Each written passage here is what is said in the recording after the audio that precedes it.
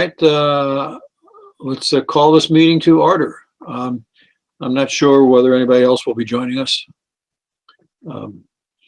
Just have to wait and see. I've sent messages to everybody. Bob and I spent another couple hours in a meeting with Chris today. Got answers to our leftover questions and talked about warrant articles.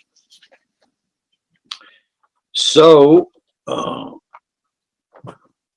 Scott, unless you got some specific questions, let me just start. I'll go through what we learned about some questions we had from yesterday. I just had one thought. I wonder if Granby's been contacted about the dispatch from the dispatch company to see if we were interested in. I don't know. I'd be interested in knowing that too. I was surprised I hadn't read that. And if so, who would they have talked to? Yeah. And did they get an answer? Yeah. Yeah, you can guess, but I just don't know. I just saw that article sent to me, and I just saw it for the first time. So I intend to ask some questions about that. Yeah. Okay. We're going to run out of money. We're going to run out of money, and I hate to see Granby wait until that happens before it starts taking a realistic look at what we're expecting in services from the city and from the town rather. We've got this big inflation year, and there's going to be at least one more, I think. And you can hold back salaries somewhat, but the ease with which people can change jobs is not, I think, a good sign for the likelihood of being able to hold on to people if you're not paying competitive wages. It's going to be a problem for all communities on wages. But whatever has to be paid has to be paid. But the thing is you can't raise taxes to match that.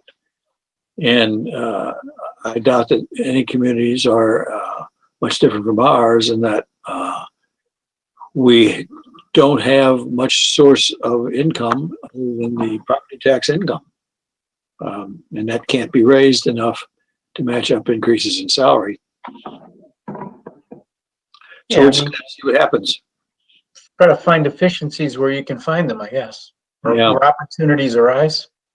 Or recognize that, at least formally recognize that if you want the level of services that we've been getting, you're going to have to increase taxes to pay for it.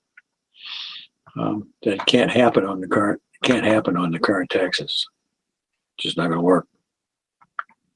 It'll go for a few years, as I said, and then I think we're going to run out of money. So, okay, the stuff that we talked about last night that we got some answers to today. This is not in any particular order, but first was on the generator on the cell tower.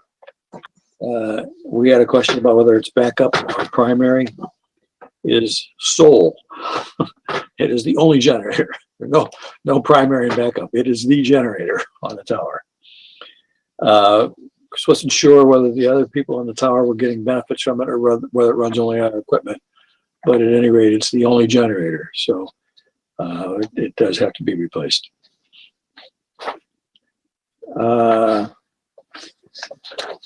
Another question. I can't hear Bob. Me can't hear you, Bob. His mic is on, but I can't hear him. I can't hear you either, Bob. Your mic is indicated as being on, but can't hear your voice. That just turned the mic off. We're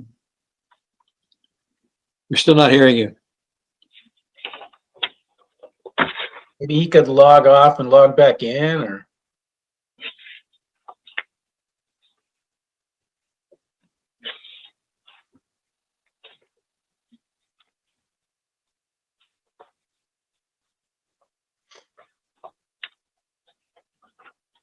Hello, Joe.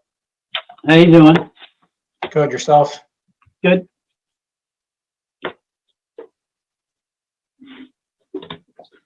How is Gloria's knee coming along? It's coming. It's just getting her out of the facility. I was told to be there.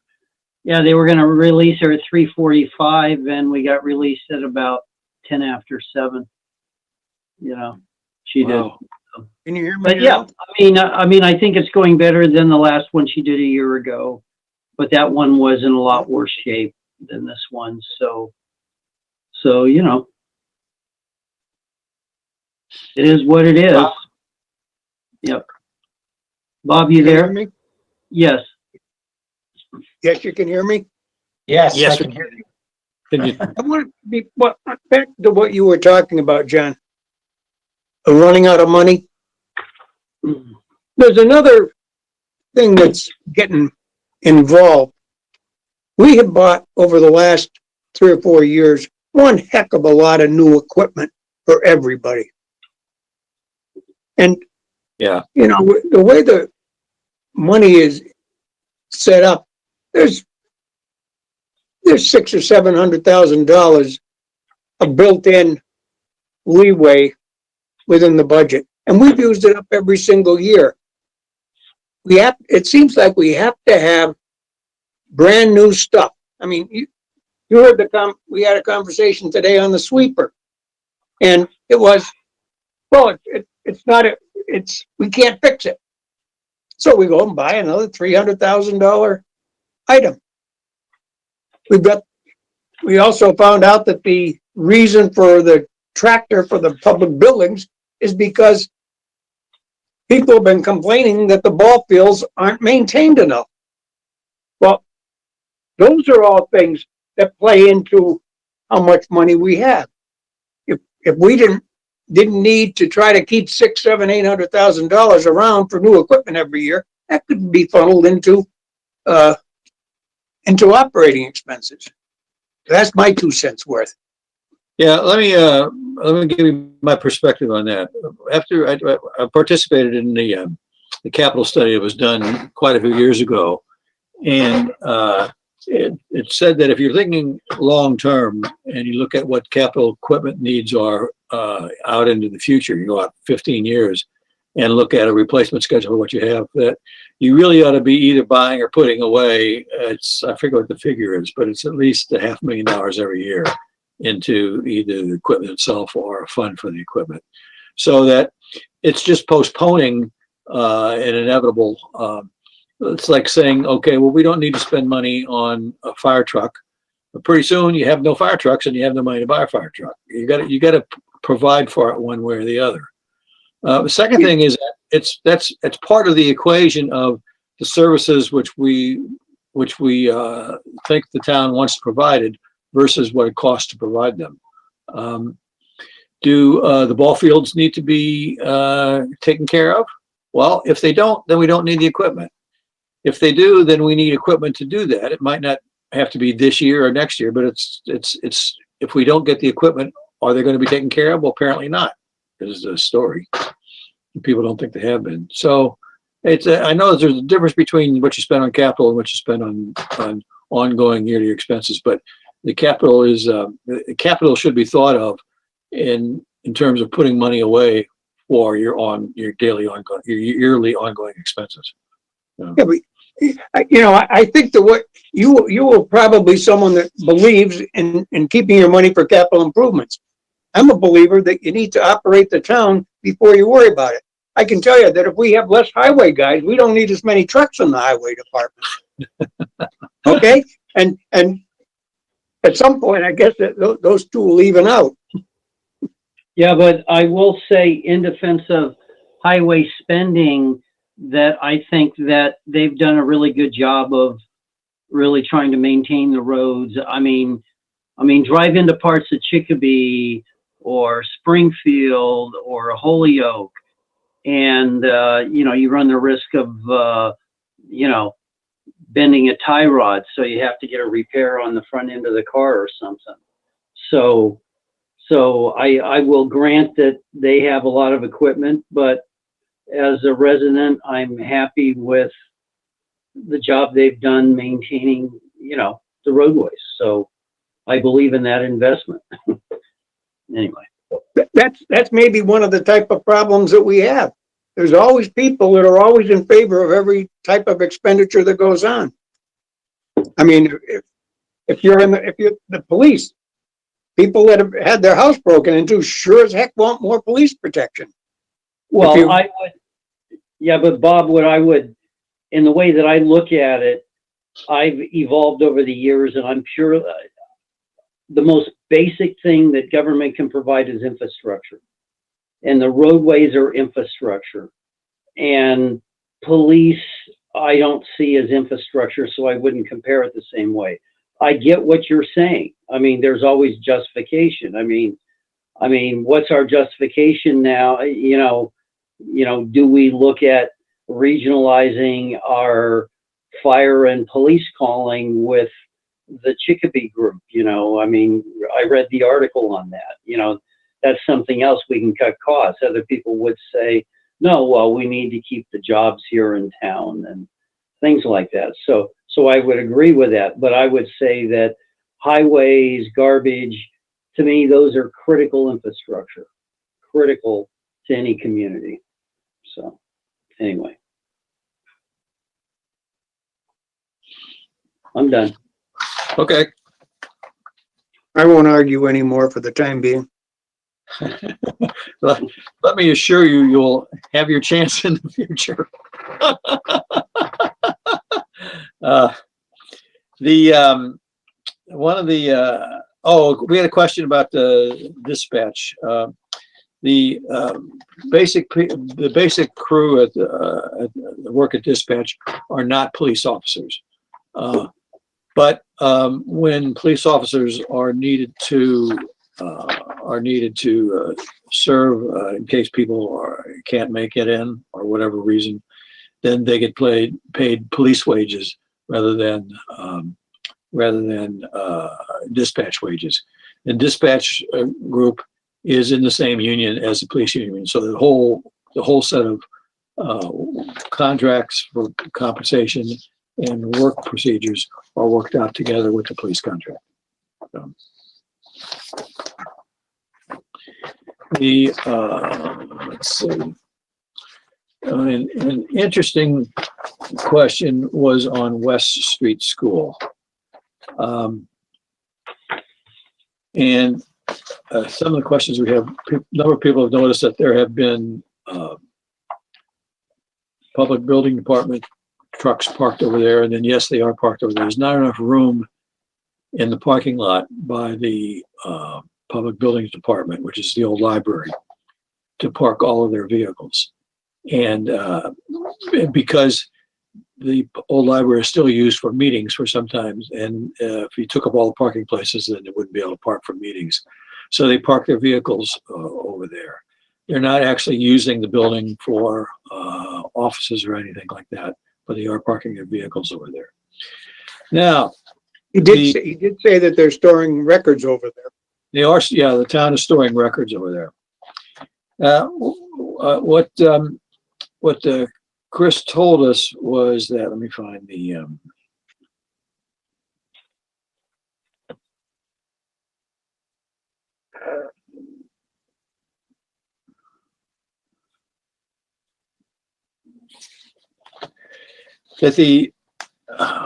Chris is working with the DEP about trying to, he says he called it reactivating the public water supply over at the West Street School, so that a couple of offices could be moved in there. The building right now is not usable as offices, but and one thing is the water supply. The thinking long range, there was a study, and I was emailed copies of the West Street School's study by the group that finished their work a couple years ago. And they recommended tearing the building down and building 2 new buildings. There's some thought that perhaps more study ought to be done about the feasibility of renovation or partial renovation, renovation of part of the building as an alternative to tearing it down and building new buildings. So that's still being considered. And that's not something which is on the front burner, but it's one of the difficulties right now with trying to make a decision about whether or not to keep things running in the building, like the heat and the electricity and so on. So it's the sort of thing that it would be able to house the everyone that's in the current council on age building, which is the town hall, the council on age operation, and the town hall annex. They would all be able to move into the West Street School property if it's able to be renovated at a reasonable cost. The cost to tear it down and build 2 new buildings is felt as being prohibitive. But anyway, it's one of those things that kind of gets lost in the shuffle. How do you house the people who take care of the basic town needs? And their answer is, well, you don't. They seem to be last on the list. And the fact that we have public offices spread out all over the place doesn't mean very much to people, but it really should, because there are a lot of operating efficiencies which you're going to be looking at. We're going to be needing to look at operating efficiencies in the not too distant future. So that's what's going on with the West Street School right now. So what, how much ballpark would that be, and compare that to, I don't know, like renovating a gymnasium? Oh, no, it's much more than that, because there's a lot of stuff in the school which have to be taken out. They must have some kind of ballpark numbers. Yeah, well, if you look at the proposal, the option 2, raise all of West Street School, they're saying that asbestos removal, when they did this, was $490,000, plus demolition of the entire school, $400,000, plus construction of 2 new buildings. At that point, they were quoting $3.4 million for a total cost of taking the building down and then putting up 2 new smaller building units, I guess. So that says 4.3 million. Yeah, that's the cost of tearing down the building and building 2 new buildings. Correct. If we just tore down the building and got it out of the way, I mean, I don't know what the real cost would be today, but that's $890,000. And to me, I think it makes sense to, I just think with the high cost of materials today and everything else, I just think it's crazy to think about renovating a building that was built in 1941, because whatever you want to put up, you want to really put it up so that you're going to get at least 75 years of life out of it. But I think that's part of the question, is that some people feel that there wasn't a close enough look taken at renovation possibilities. You wouldn't need to renovate the whole building. We don't need that much office space. But what would be involved in how much space you'd need, what would be involved in renovating that amount of space, how you would deal with the asbestos in a renovation project. I don't know if those things are known yet. Yeah, and then you have to deal, and then you have to, since it's multi-leveled with steps inside, now you have to deal with handicapped access in the renovation because it's not all a single level. So you're going to have to provide for that too. Anyway. But I think that's the point of saying that you don't need the whole West Street School. You only need a piece of it. Right. Anyway. Yeah.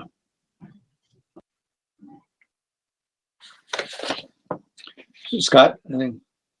I guess I'm content with the fact that people are still asking questions about it, and it's not just sitting there spending money to heat it and insure it. No. And that there's some thinking about it. Yeah, I think that turning off the heat would push you towards, you're not going to be able to do anything except demolish it. And they're not ready to take that step yet, apparently. Okay. But 5 years has gone by and we haven't I know. haven't done anything about it either. I mean, so that,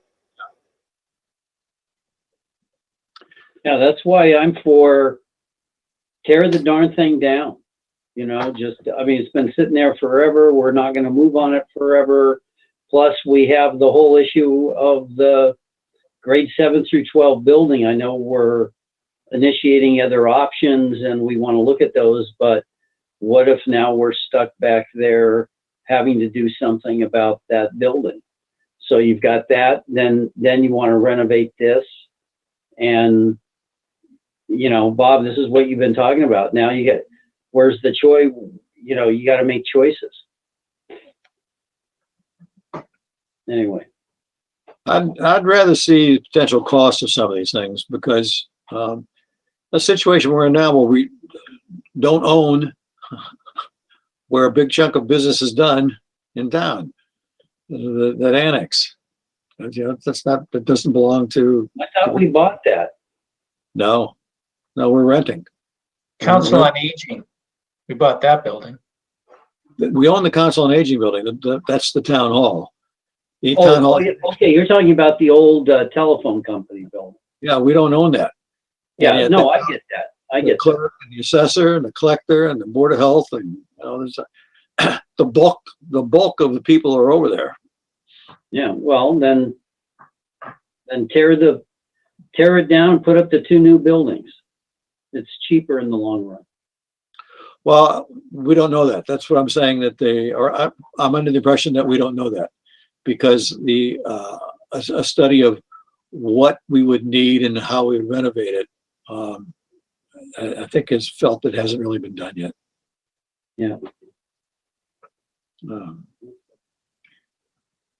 know, the cost that was quoted for renovating schools were $600 a square foot, though. That I think certainly should give anybody pause. But it wouldn't be a school, right?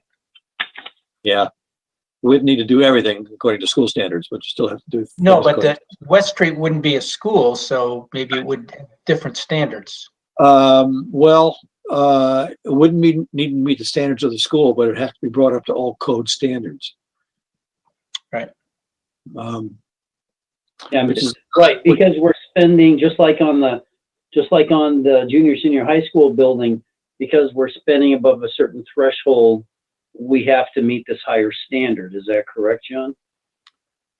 Well, let me tell you something else we've heard today. I've forgotten about this one little piece. The code says that if you're going to do renovations that amount to more than 30% of assessed value over 3 years, that's all the renovations over 3 years. I remember we put a roof on a couple of years ago at $1.2 million. Then that would kick in having to bring everything up to code. But further than that, it seems that there's also another regulation that if your renovations come up to more than 40% of the assessed value, then not only do you have to bring it up to standards for the regular code, but there's a seismic standard, which now applies to at least school buildings. I don't know if it applies to all public buildings. And that could be extremely expensive to bring a building up to seismic standards. I mean, the impression that you almost have to tear it down and start over again in your renovation process. Mm-hmm. But gee, can we bring in this old house? Convince Yeah, them? that would be nice. I mean, I'm looking at everything that they can do. Come on. Or just a typical little New England town, and we want to build a new school building, and wouldn't you like to do that on public TV? Yeah, bro. And for that, the cost will be half, you know. So. We had a question about the salary of the highway superintendent. It is carried in three different budgets. Carried in the highway budget, in the snow and ice budget, and in the sewer budget. So because he spends his time on all those things. Let's see.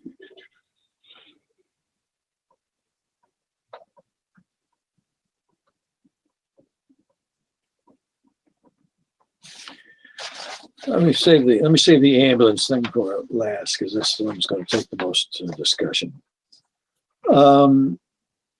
The Council on Aging Director, there's a medical question.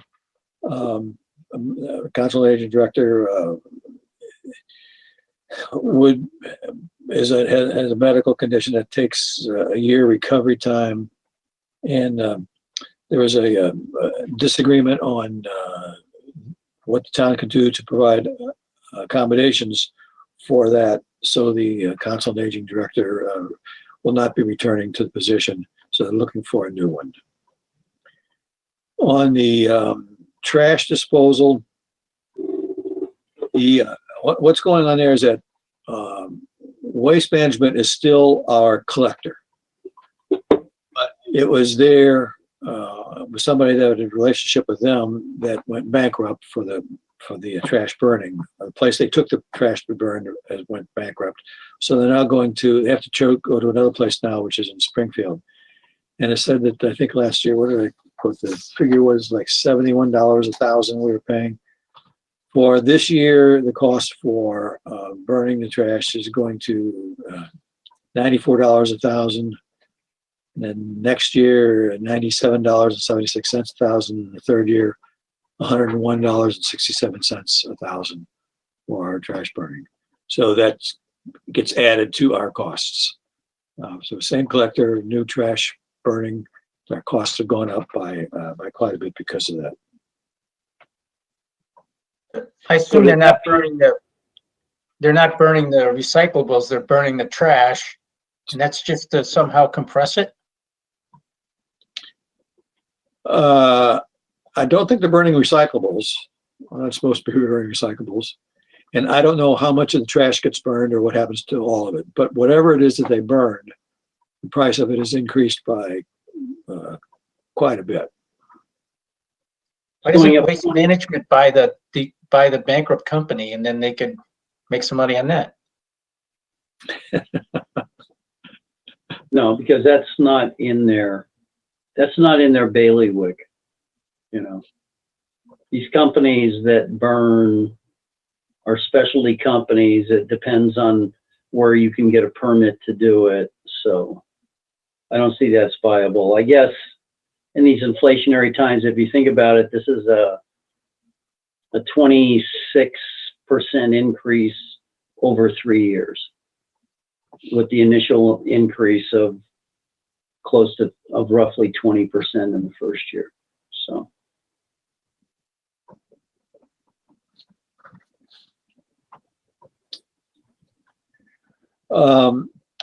The burial fees, the fees for the opening and closing of the graves, they go into the general fund. They do not go into the cemetery fund. They go into the general fund.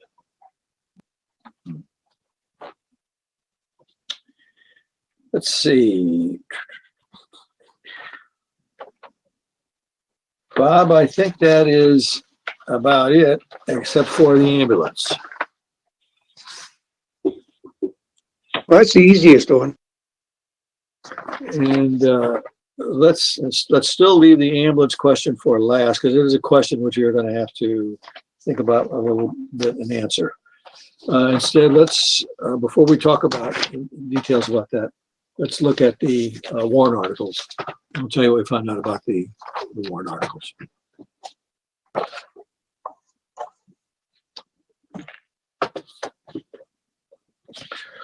On the warrant articles, if you turn to page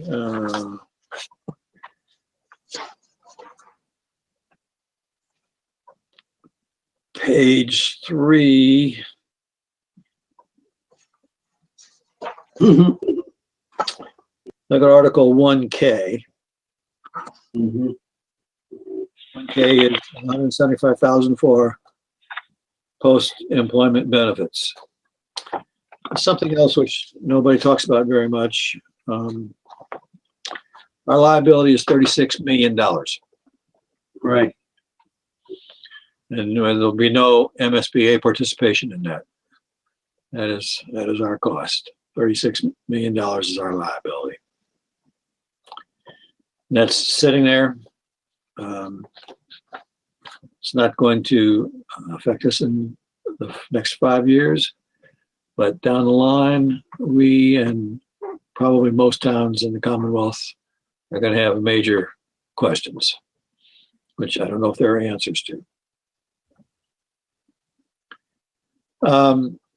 Article 3 on the, So the 175 is just like we keep just throwing some kind of number at it every year?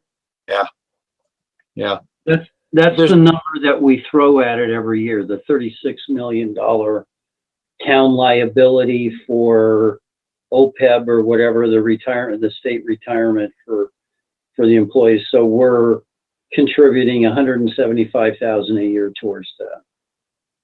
And that number grows every year, right, John, the 36?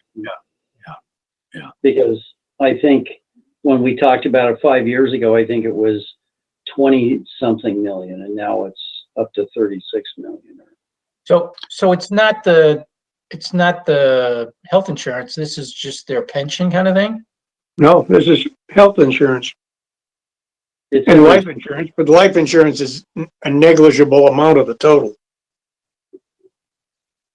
So even though we're paying the health insurance now, that was that, so this is an addition? I'm part of that liability. Yeah. Because my insurance is through the town. So I've got a life. Pardon? Yeah, you're paying the current premium. Right, The state wants us to have enough money on hand so we don't have to contribute as we go along. If you were fully funded, the money'd already be there. well, if we're paying it as we go, I don't understand, so it's just some not good. politician saying, Not good. I think we Good should. accounting. They don't even depreciate things, I don't want to hear about good accounting. That's silly. well, that's because you don't have a contract with the town. right. Okay, You've got to, when contracts are made between employers and employees, and if the employer has absolutely no chance at all of being able to fulfill the terms of that contract, what are you going to do? You're going to say, well, that's okay, don't bother to pay it. That would be the situation if we said, well, maybe we'll just stop paying for health insurance for retired employees. So that would be cutting something out. You know, my understanding of what, if you have your funded liability, you already have enough money on hand to cover the anticipated cost over the lifetime of that individual. so So you you take, then would no longer have to contribute annually. Unless, of course, your health insurance costs go up and they would recalculate the number and the liability would be a little bit more. Less the change in lifespan of the people. so you take everybody's who's currently on the retired and you take their premium and you Yep. figure how long they're gonna live, you estimate how long they're gonna live, and that's the number? I believe so. John, you were an actuary. Yeah, this was not part of any of my specialties. I think it may John? also, I think it may also cover, Rich, you have a comment? Rich Yes, Tamrock? I'm a CPA. Can I speak on this for 1 second? Yes, please. Okay, post-retirement benefits is an actuarial computation for all the people who will retire and the town pays their health insurance. It's an That's what I thought. actuarial, That's what I thought. It includes people who are currently working, but will be retiring from the company. correct. So every year, what the actuary does, they take certain interest rates. And if you took a pile of money, put it in the bank today, and you earned, let's say, 5% or 8% interest every year, that amount will equal what you owe for health insurance on retired employees. So the population of the town is aging. So very shortly, the town is going to have to pay an exceptional high amount for when all the employees start retiring. It's going to be a very large amount. So this actuarial computation is an amount that Chris Martin just determined by his own that the town will contribute 175,000, 125,000. That doesn't really tie into anything. It's a minimal amount that the town is paying just to put something in the account. But Correct. if the town put in really what they had to put in, it'd be a lot higher than 175,000. But it's as you go along, you set aside money to pay the health insurance for retired employees. That's going to accelerate drastically as these people retire. So that's what it's supposed to be. Rich, should you then have enough money on hand to take care of all those people so that you would never be putting any money in for retired individuals? No, you don't have to put all of it in at one time. The actuary should tell you to give you a true figure of what you have to put in that account today. It would be so high that the town couldn't afford to do it. But it's a lot higher than 175,000. I'll tell you that. That wasn't quite what my question was. I guess is the concept that there is enough money in the fund to take care of the health insurance costs of all people as they retire. In other words, it's how much you anticipate for the people that are still working and how much for those that already are retired. John, do you know how much is in that fund right now? No. What's in there now is nothing. Obviously the 175,000 is a drop in the bucket, if even a drop. Well, Chris has been accumulating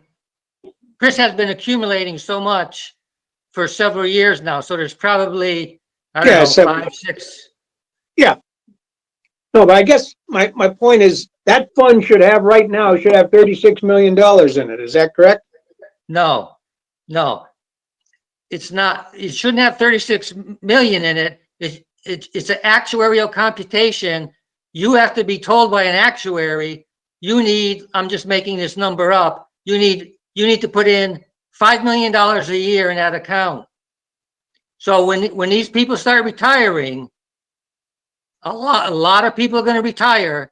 So that money will be in there to pay their health insurance over their life expectancy. I Okay, think what it means is that if you take whatever you have in the fund now and you added $36 million to it, then you would not have to pay any current figures, any current expenditures on future years for the health benefits for those people in retirement. Exactly, that's correct. But you still have to pay for the current employees currently working. Yes, that's a separate. That's a separate thing. That would be a separate computation. After retirement, you wouldn't have to have any more annual expenditures after retirement. That this fund, assuming it earns the interest on it, that's in the supposition, this fund would pay for the health benefits completely out of the fund. Right. Same, yeah. But since everybody will not retire immediately, you don't have to have all that money in there immediately either.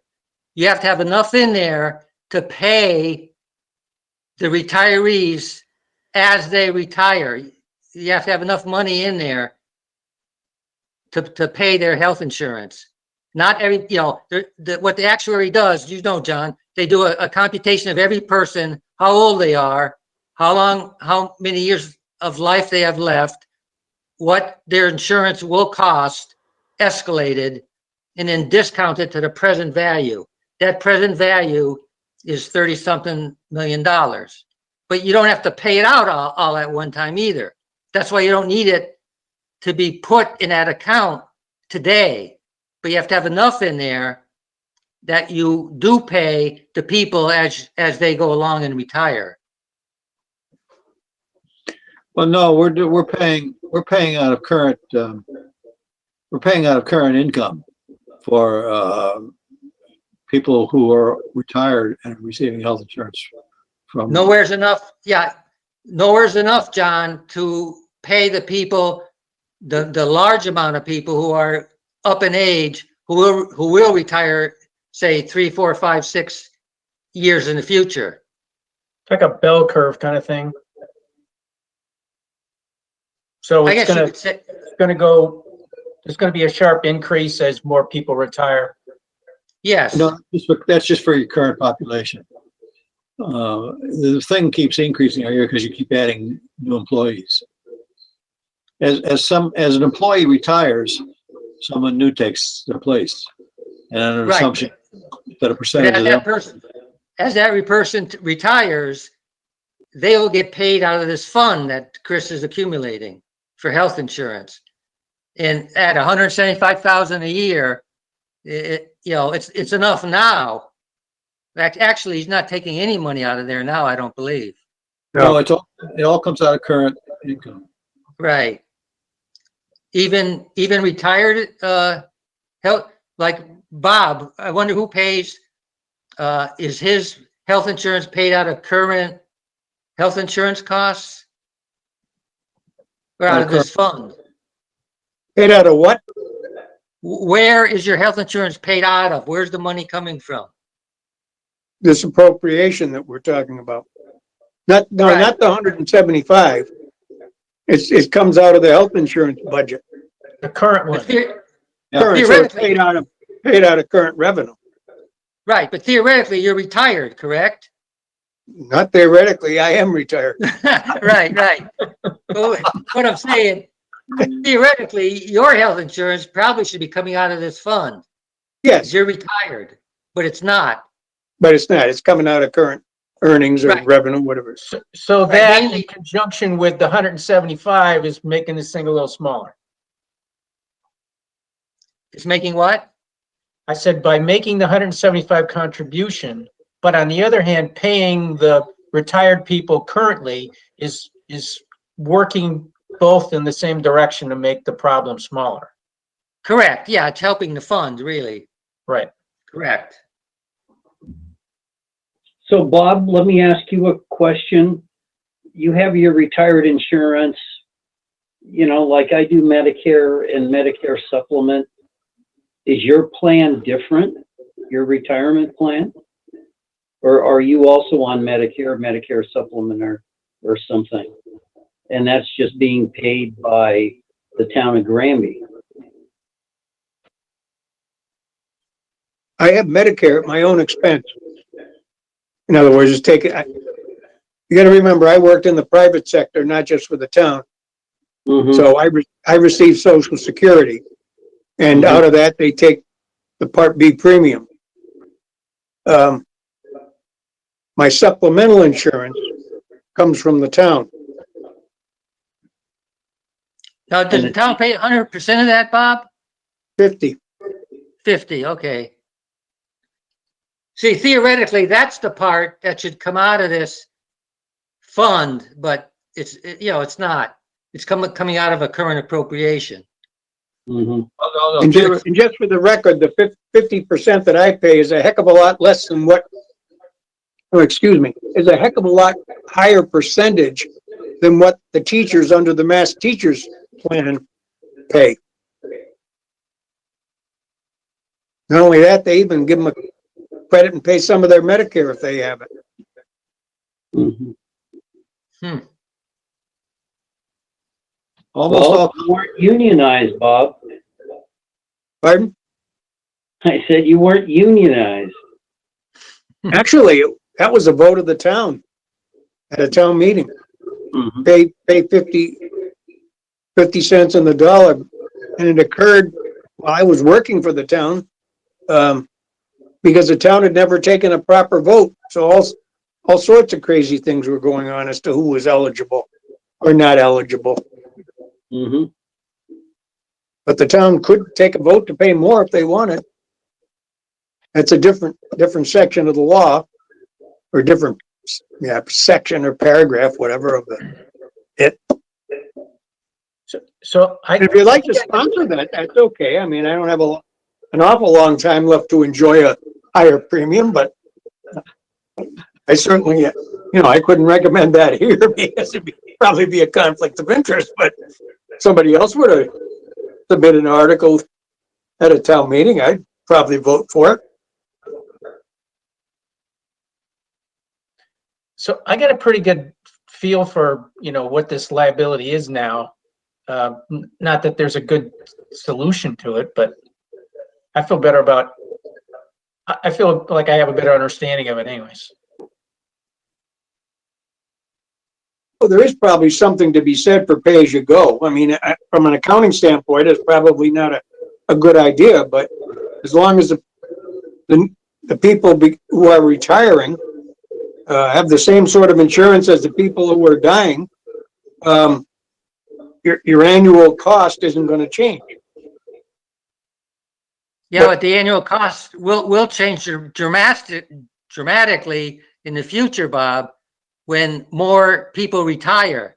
Now, several years ago, the Financial Accounting Standards Board, which regulates how towns must account for retired health insurance, they passed a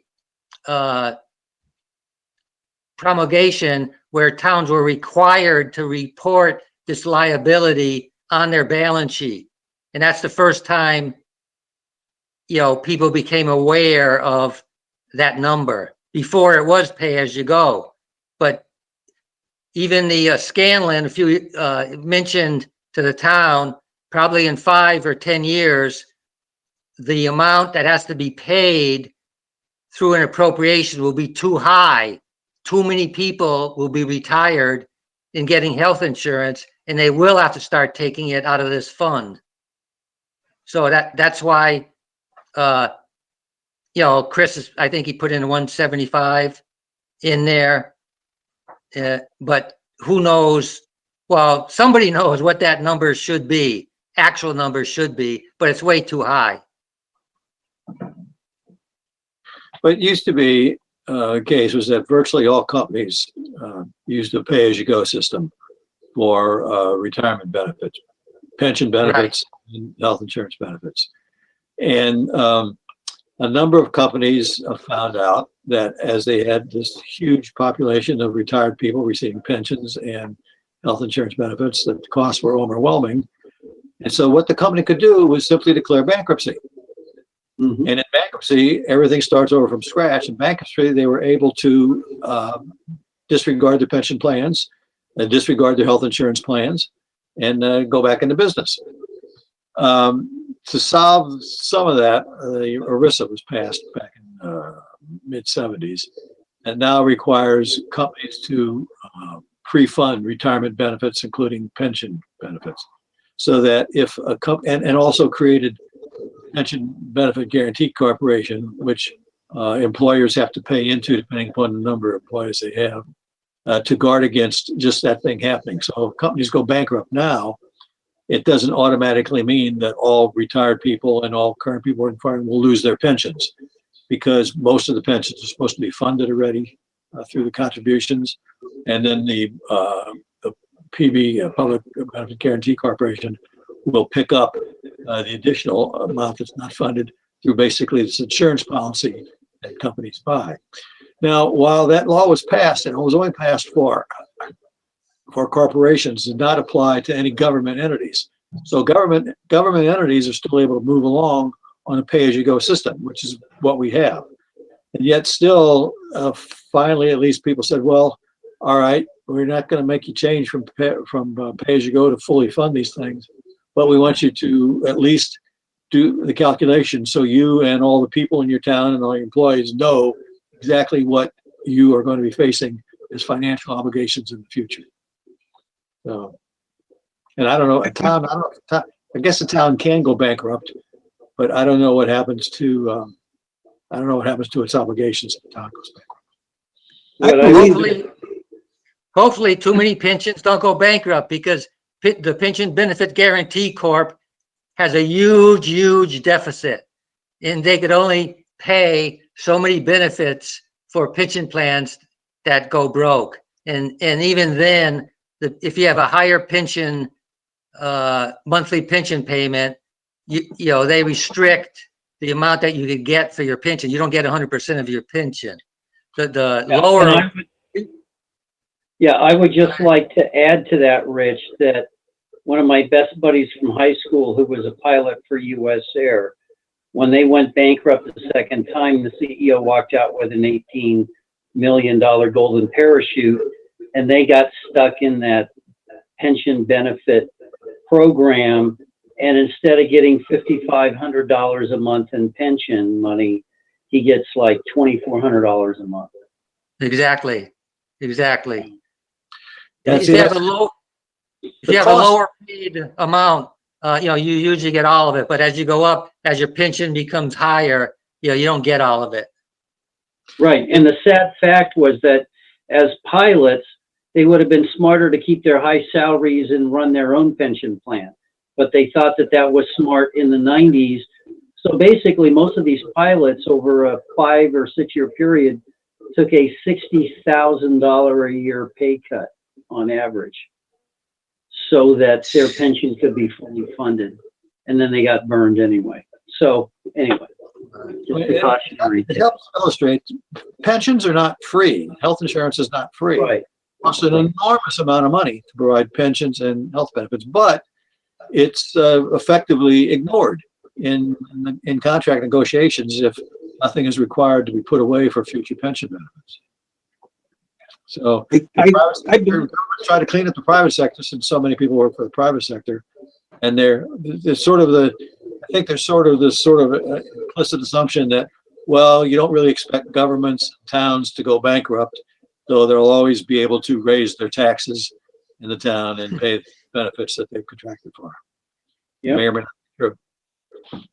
I believe that as far as retirement goes, the state, I'm going to say it's the state, but let's say the various pension units are required to build into the annual retirement contribution that the towns make enough money so that the unfunded liability will be fully funded at some point in the future. You know, it may be in 2040 or 2050. I mean, it's not an immediate thing.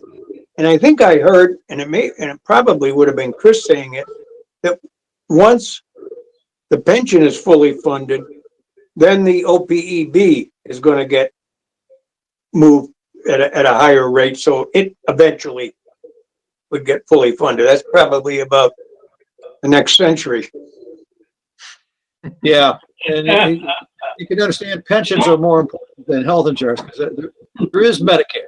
Medicare doesn't pay for all your health benefits by any means, but at least it provides some coverage. Whereas if a pension disappears, you get a big problem. People have big problems. So pensions is the first consideration because there is Medicare as the backstop on health insurance. Okay, we switch back to Article. We were on 1K, so That was 1K. That was 1K. That was the non-controversial article.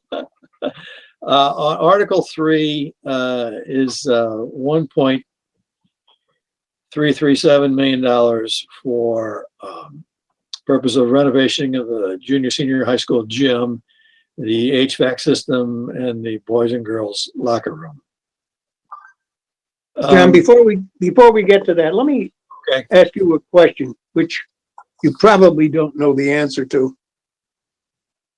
Article 2 looks very harmless. Vote to rescind borrowing. what's the number? Pardon? What's the number? Oh, I don't know. Whatever it was. I mean, some big chunk of money. Article 2. But that account is overdrawn.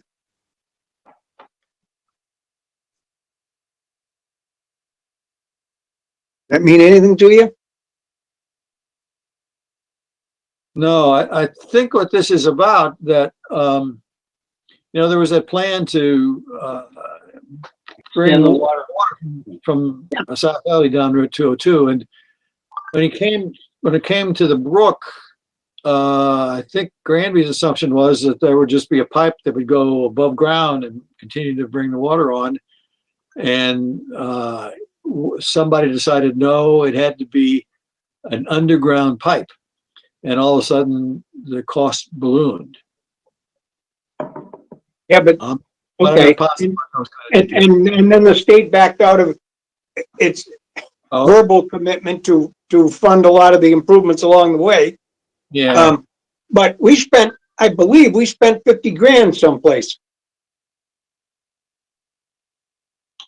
yeah, I If we're just don't, rescinding the borrowing authority and the only money they have is the borrowing authority, what's gonna happen to the deficit? Well, Jay Joyce could probably answer that question since he was heavily involved in this whole water line project.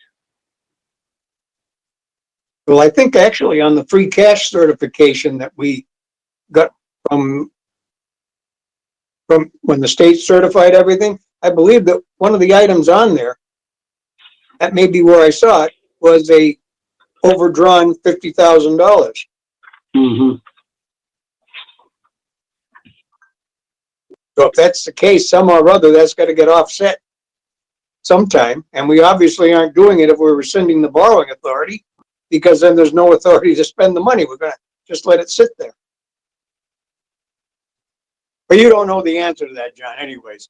no, if it's a deficit on the free cash sheet, then probably eventually they'll just charge free cash for it, won't they?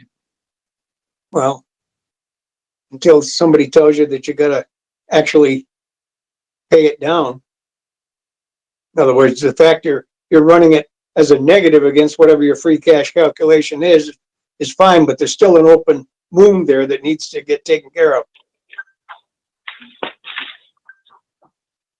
Well, what are the odds that the select board will want to bring to town an article to raise $50,000, borrow $50,000 to pay that deficit, and then to pay back over a period of a year, 2 days, whatever, and bring the whole When thing? we got nothing to show for it, huh?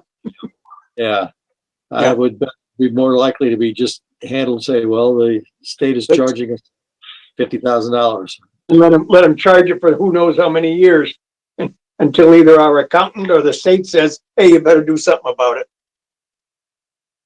Which is what happened with the school lunch. It went along for a long time and then all of a sudden it got to the point where somebody had to do something.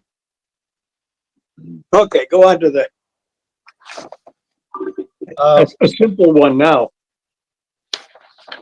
Yeah, so there's a 1.3 million for the schools.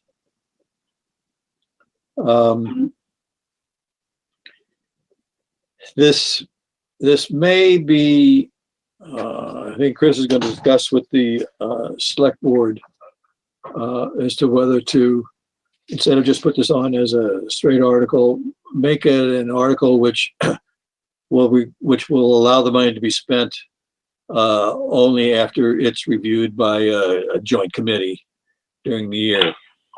And see, because the questions, the biggest problems with any school renovations is that nobody knows for sure what is liable to trigger the multi-million dollar renovation requirement by spending more than the assessed value of the property. Just nobody, that hasn't really even been considered yet. So it's a little bit dangerous to just put this into an article that says, here's the money that can be spent on this, and give somebody the authority to do that. So it may be on there with a reserved authority to actually spend the money, and the reserved authority may take a committee meeting to do that. John, what is the assessed value of the junior senior high school? You know? $2 to $3 million. Got it? It's probably more than that, but not significantly more. Maybe 4. Yeah, So that means any one of these $1 million renovations is likely to trigger the state. that's the problem. That's the problem. no, wait a minute, John, that's one of the problems. Yeah, that's one of the problems. Yeah. But it could be a very, very big problem, very, very costly Mhm. problem. The $1.3 million that's here is really in total $3 million. Yeah, well, you got another $1 million for the kitchen. That's that's entirely separate. Okay. So it's something like $3 million just for the gym lockers and the gym floor. Mm-hmm. Why doesn't it say 3 and why does it say 1.3? Because you're only gonna do roughly a third of it or whatever the percentage is this year. You're not doing the whole renovation That's right. in a single And year. for all we know, it may very well be that was someone's calculation of not triggering additional code work. But we don't really know that. But we do know that if the school is eventually renovated, that this money will have been spent by Granby entirely without being reimbursed in any portion. Yep. Anything we spend now before there's an official project is our cost, not split with the MSBA. That's another problem. So, but Let me throw the third Okay. problem in. In the event the building is determined to be torn down and a brand new building built, this is a total waste of money. But we're renovated and they didn't have to renovate it the next time. At least we got some value for our money. We didn't have to pay our share of the cost. So it's we'll say half of it is out the window. But if it's torn down, it's totally out of the window. And when I say torn down or not used as a high school, they just leave it as that. If it's not used as a high school, any other use that's going to be there, they don't need gym lockers and a basketball court. But when the Capital Improvement Committee gets requests for things like this, they do not have to consider at all anything financial. All they have to do is determine whether or not, yes, this looks like a project which needs doing. So, And that's all it takes to get on it. The warrant article is the Capital Improvement Committee, they're the ones that decide? that's all that it takes to present something to the Capital Improvement Committee, and all it takes for them to consider it. They don't have to consider costs or any complications of costs. All they consider is, for example, if someone submitted a proposal to build an Olympic-sized swimming pool for the high school and went to the Capital Improvement Committee, I would bet that without knowing anything all about the costs, they would say, no, that's not reasonable for Granby. Something like this, it goes to them. They would say, yes, if the floor is about to be worn out, then it's reasonable that the floor would need to be redone. But they still don't have to consider what the costs or what the further consequences of it are. So how does the select board come into play with these articles? Do they approve or not approve or? I'll presume to answer that question for the select board.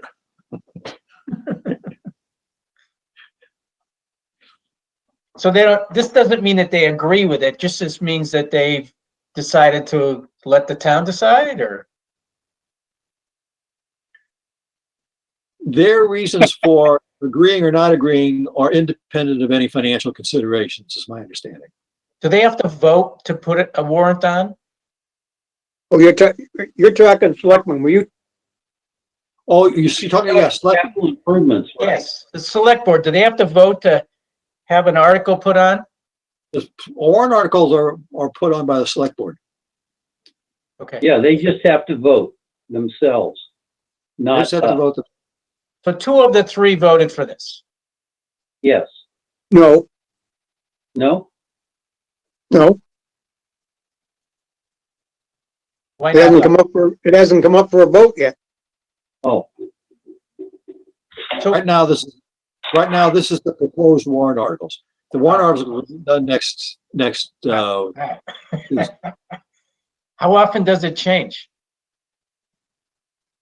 From what the draft is to the final? Depends upon how fine. firm the draftee is or convincing the draftee is.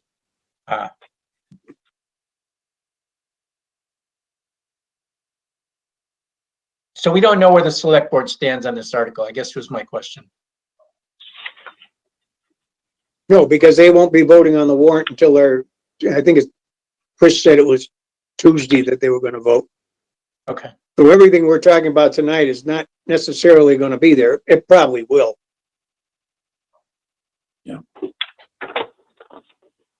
But, this is, at least we're given the warrant before they vote. And if we have any Input? major problems, yeah. And Okay. we've already had some. We had some input Okay, about. We need to go through this whole thing tonight, right? Yeah. So we should sort of, Well, but there's not that many of them that have any importance for us. okay. So the next article, on Article 4, this article started off at $600,000. And then it was determined that, no, that won't do it. It's going to take over $1 million. The funding for this is interesting. Remember last night, Adam was on and told us about transferring $200,000 out of a certain school fund. I think this article is going to be rewritten to say, and in exchange for that we would agree to fund an additional $200,000 of school operating expenses from town revenue. So I think this article is going to be rewritten to include that $200,000 of it will come from this particular school fund. Yeah, And but then this project also will require, I think, a committee vote to approve it later on when these other questions are answered. So that the contributions, the town's contribution to the school budget will go up by $200,000 for the coming school year. the coming school year. So why even do it? I mean, this is just a sleight of It's hand. because, What's well, the economic benefit? no, you weren't on last night. When Adam was on, he explained it's not so much sleight of hand as that because of the account that the money is in, it can only be used, I think, for items that are related to lunches. And, Okay, It's some sort of COVID money. okay. It's COVID food safety money, okay. so this one's another one that's going to be tricky, it's got all the same questions that we had about the article on the gym floor. Except apparently this is the full cafeteria renovation, not just a third of it.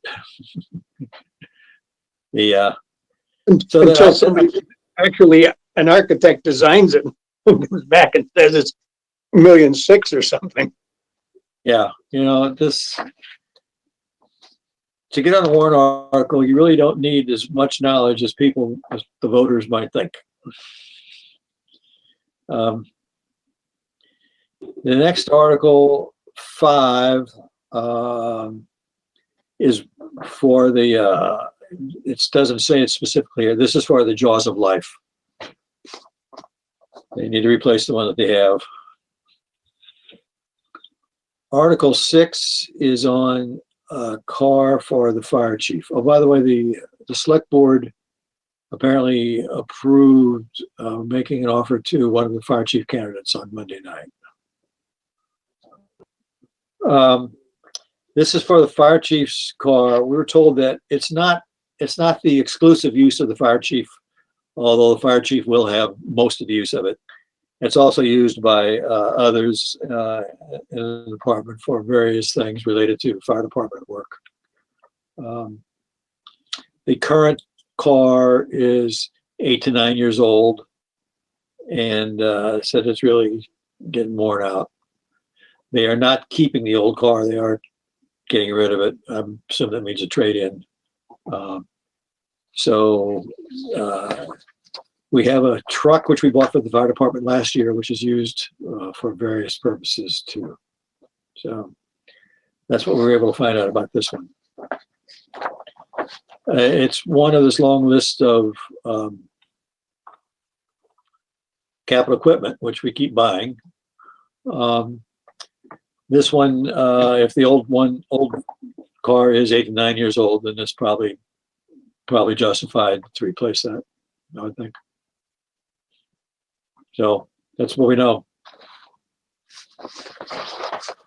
Article 7 is for a tractor for the public buildings department. Now, track for public. Okay, this one is as follows. There have been complaints over the last few years that maintenance of the Dufresne and Brown Ellison ball fields has not been adequate. And How much was that lawnmower we bought him? The air conditioned one? that was I think for the fields. I don't know if it was for the ball fields. Mower, grass, expensive. How many years ago was it? We were under the tent for that, right? Pardon? There are other. There apparently it's apparently more than a mower. There are other implements that they have that get attached to this tractor in order to keep a ball field in good shape. For example, you can't do anything about the infield, I suppose, with a lawnmower. You can't do anything about grooming a baseball field with a lawnmower. You can cut the grass in the outfield. So because of the complaints, they feel that they need to do more. More services are wanted. And this is the cost of providing those services. The schools have noted that this is on here, and they've sort of asked that if we buy this thing, can they use it at the school ball fields too? So there's sort of unanimous approval that our ball fields are not in AAA condition, that they need to be in AAA condition, and this is the way to do it.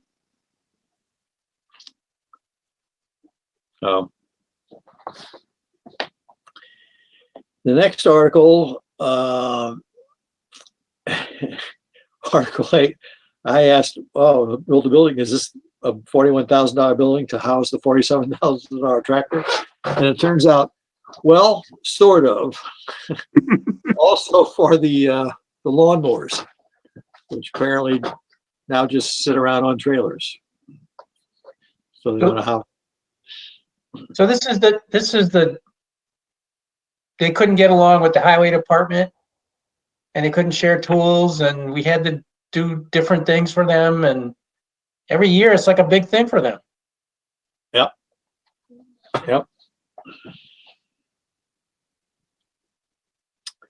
This is going to be built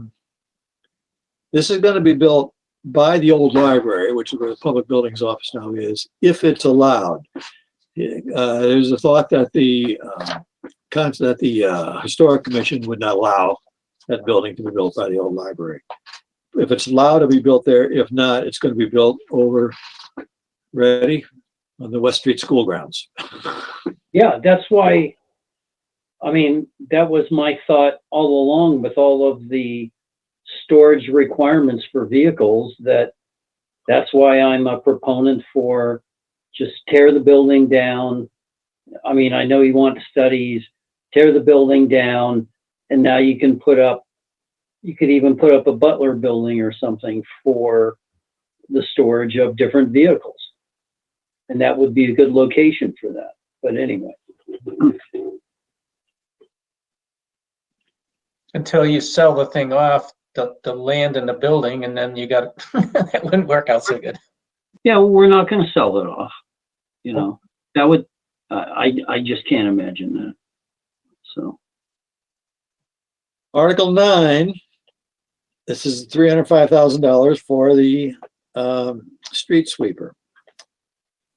The story here is that we need a street sweeper for, I guess, 3 fundamentally different things. One is just to sweep the streets. And every spring, you probably see the sweeper out in various parts of town. You know, and they sweep all the sand, salt off the roads. Number two is that there are requirements from time to time when the DEP makes its inspection of the storm sewers. Apparently, they find things in the storm sewers that they don't like finding there, and then they ask Granby to clean the streets. The third thing is that sometimes when they're transporting things like rocks, some will spill, and there's spillage on the roadways, and then that has to be cleaned up fairly quickly. We asked about renting equipment and said, well, there's no way you can rent equipment fast enough to clean up some of these spills. The current sweeper has some problems with it. They think it's about on its way out. So the solution is to spend $305,000, which apparently is the smaller of 2 costs that were presented to Chris. Spend $305,000 and buy a new street sweeper. Did I capture everything? Just to add, I think David said the cost to repair, it was too costly to repair the existing machine. Yeah. And the spillage is not from Granby trucks or Granby Highway Department trucks. It's from the people who are hauling gravel and the like through town. Yeah, any spillage out of any carrier will spill something in the highway. And just as I guess you'd have to call it an aside because I'm not 100% sure of the facts, but I believe that I heard the comment sometime within the last year or two. If you remember, we bought a piece of equipment to clean out the manholes. Yeah, it's And like a scoop of some sort. yeah, right. And supposedly that was working fine and the state wasn't having any problems. So I don't know where the talk of, well, maybe we're getting some things in there that we shouldn't be getting in there. I thought everything was working very fine, but so that may just be one of those, here's a little more fluff to add to the rationalization to buy it.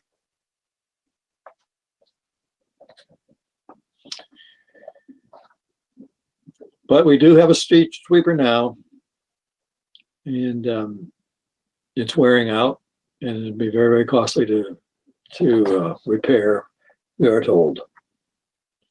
So that's Article 9 for $305,000 for a street sweeper.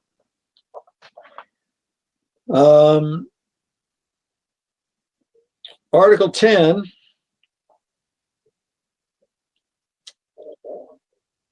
Asphalt recycler and hot box trailer for the highway department. Seems like we did something like this not that long ago. I don't think so. I don't remember any. I don't remember that. We may have done something with the paving, but I don't remember this. This is used for a couple of kind of situations. First off, It had to if, do with hot patch or something.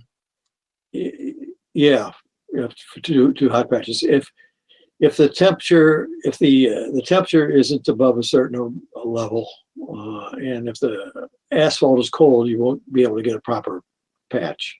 Right, but this is more of a permanent thing. And this is, this enables you to, apparently after if you yourself have an old stock of asphalt, it can get to the point where it's not really very useful, unless you run it through one of these things. So, And- so would we save money by not buying new asphalt if we could recycle old asphalt? I'm not sure about the new stuff or using the old stuff. Well, what The does impression- recycle mean? Pardon? Recycle means Well, into what? one of the things that Chris mentioned was that when they go and buy a batch of hot asphalt, by the time they get around to using it all, it may very well be too cold to go down properly and stay down. Yeah. So if they throw it into this thing, it will keep the temperature up, and whatever they buy, they can get 100% usage out of. the other piece of the information is that apparently when those kinds of things happen, asphalt used to be cheap enough, you just throw it away and buy more new stuff. Not so But- much anymore. No.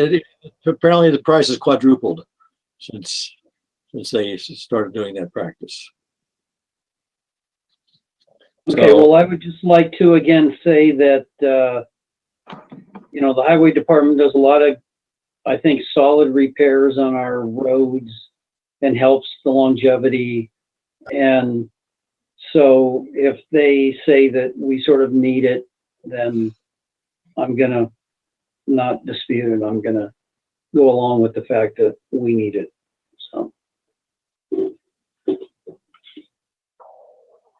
All right, the next article, 11 is the police cruiser, the annual police cruiser.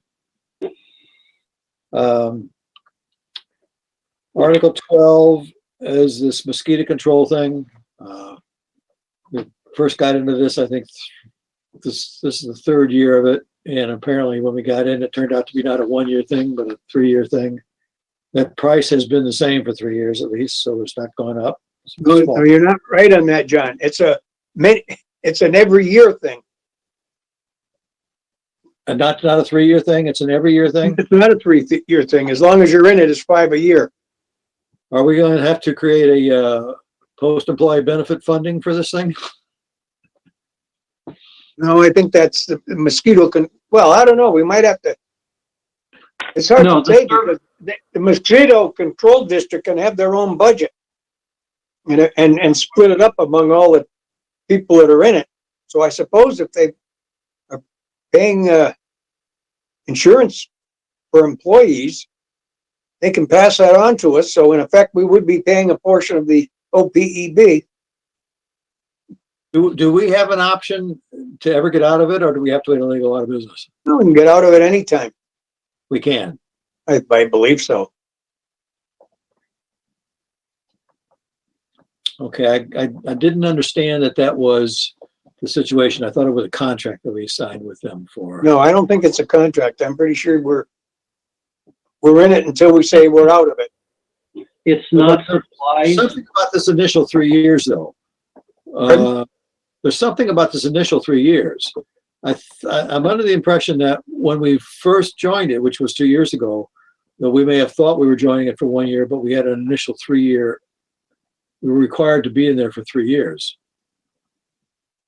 Well, okay, I have a different understanding. When we get into it, we understood that we could join it for $5,000, period. Not for 1 year, not for any number of years, just we were in the district and we would benefit from it. And in the event that they started spending money, then we could be assessed for it. But I remember nothing about number of years one way or the other. Only that when we got the bill last year, it was quite a surprise. Okay, I thought I remember 3 years, but I may not be remember that correctly, but do you think that the town thought that by spending $5,000, we would get free mosquito prevention?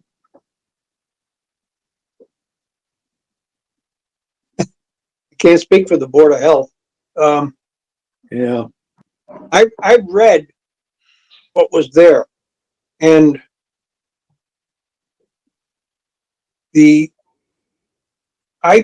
think that what we thought was we were gonna get into this district for $5,000. The district would then take care of whatever the mosquito control needs were for the communities that were in it. And if there was money needed, each community would be assessed its share of the budget. So I don't think we ever thought that it was gonna be a totally free ride. But I guess on the other side of the coin, maybe he's begging the question, what have they done for us?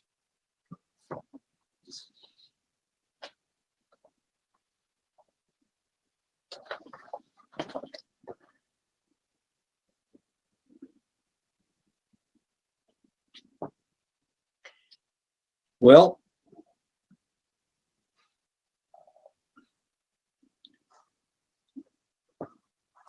I don't know if we're gonna turn down a $5,000 mosquito control project. I don't personally, we have so many wetlands, I would, I would be loath to go against it until I really understood. I'm assuming that we're paying whatever the freight is, like all the other participants, based on some kind of product usage or something. Because I remember in the old days, didn't we get some kind of dip or we had like little pellets or something? Pellets, you had to dip into had to throw into the water around you. Right. So anyway,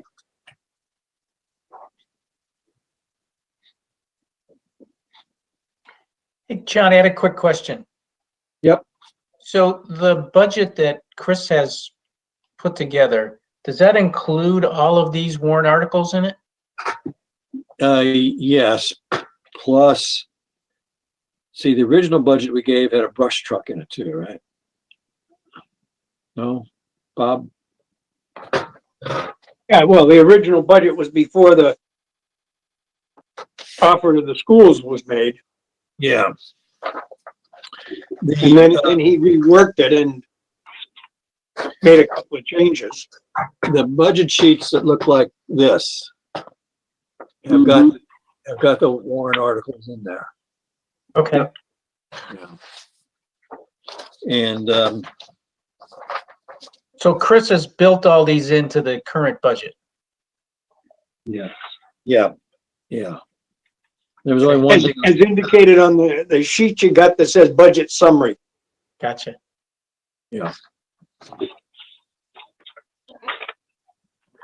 And that's been changed a couple of times for some things, and I said it's going to be changed again for this $200,000 switched from one item for the schools into another item for the schools. All right.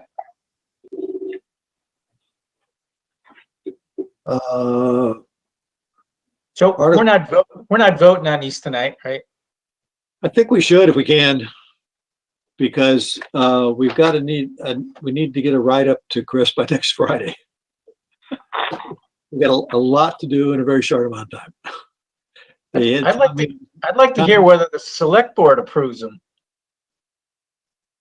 When's We that don't supposed to have happen? time. Well, no, since they involve money, we are supposed to speak to them at the town meeting. Whatever's on the warrant article that involves money, finance committee is obliged to make a comment on it, is for, against, or whatever. But what is also in the bylaws, or in the spirit of the bylaws, don't we always hope, is that we would see these things ahead of time before they voted on them. So if we wanted to, we have a chance to offer input. I remember that discussion. So that's why we should be voting on them now as they are, and with in mind that if if we're not in favor of them, then we should be prepared to make that comment to the select board. If anything is different about this, and what they approve, then we would have to take a formal vote again. But as you see, it is very difficult to get the finance committee together these days. And time is very, very short. Normally, we would be having these discussions in March. Not necessarily on the warrant articles, but on the basic budget, which at that time would include the proposed warrant articles. We wouldn't see it as warrant articles, but we'd see them as budget items. So I would like to vote on as much as possible tonight, and we're going to have to schedule meetings. I think there are going to be continuations of this meeting for virtually all of next week. Well, we should certainly continue for the day after the select board votes, whatever they vote next Tuesday. Because the assumption would be whatever comes out of that vote is going to basically be their final warrant article document. Yeah, whatever they vote on Tuesday will be the warrant articles. Right. But we've got to have our vote of approval on everything by Mhm. next Thursday, Yep. including what a write-up is. Okay. Okay, let's move on to the next article. The 57,013 is $57,000 for Smith Vocational. No point even arguing about that one anymore. No. The 515,000 is for trash pickup. Article 15, 244,000 for the sewer. Article 16 is for the ambulance department. Those are normal things every year, except we have to talk about the ambulance department. I mean, we have to get a serious talk about the ambulance department tonight. Article 17 is $400,000 to buy a new ambulance.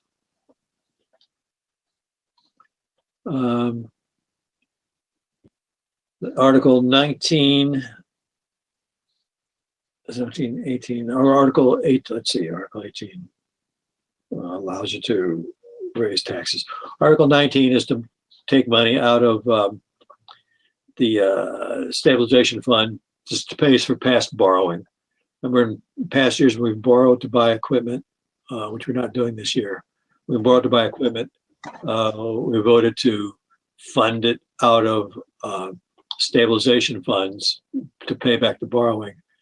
But a town meeting cannot commit future town meetings for expenditures. So every year we have to continue to vote to take the money to pay back the borrowing out of the stabilization funds, or else it's got to come out of taxation. So that's 19. 20 is to use free cash for this year's expenditures. 21 is a technical order on the bond premiums, and 22 is a technical article just allowing the town to raise money to pay for everything.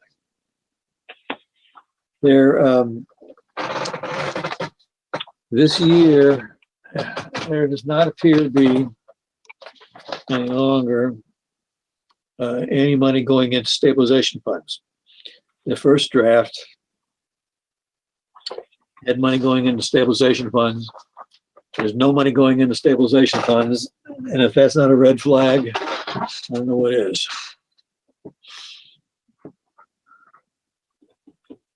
So, If you had to throw a dart at it, what do we do on average into stabilization? Or what have we been doing roughly?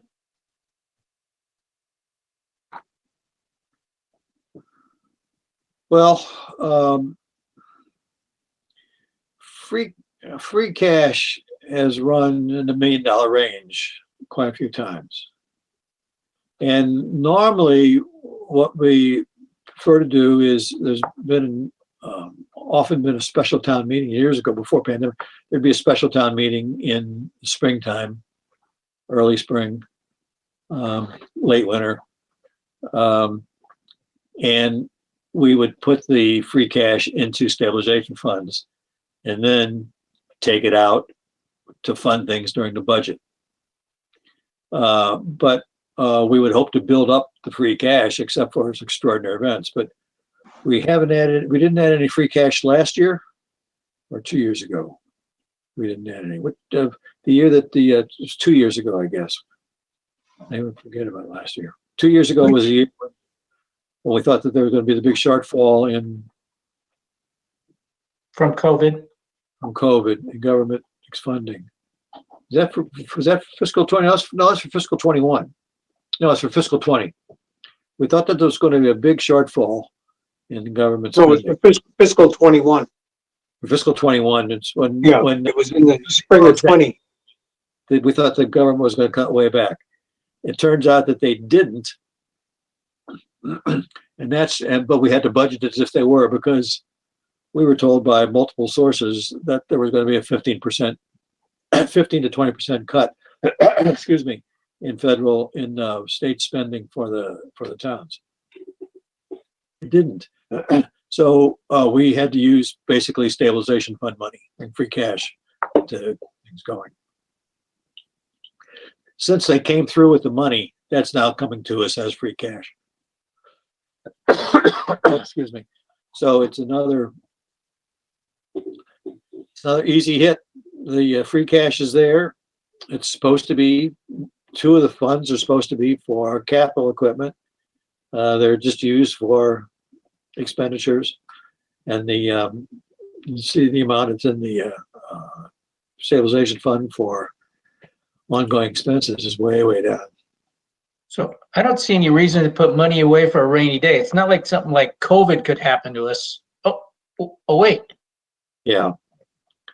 Yeah, we could have been cut by all the money that was not coming back into free cash.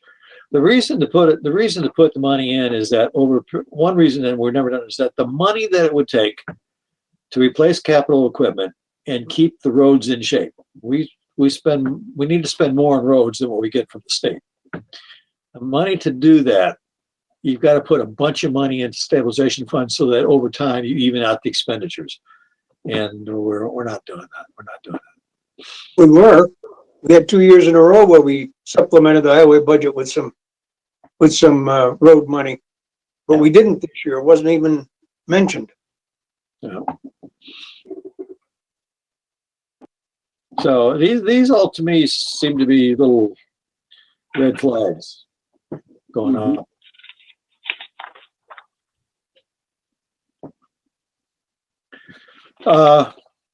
Shall we proceed article by article on the warrant articles and get our opinion on them?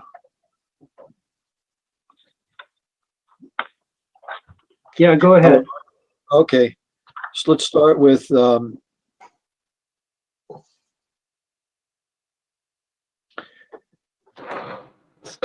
article. Oh, wait a minute, I got it. Article. There are some expenditures in Article 1, Article Guys, 1I or Pathfinder. Yeah. I'll be back, but just go ahead. Okay. I gotta help my Article- wife for a That's minute. all right. Article 1I is the Pathfinder appropriation, $239,651.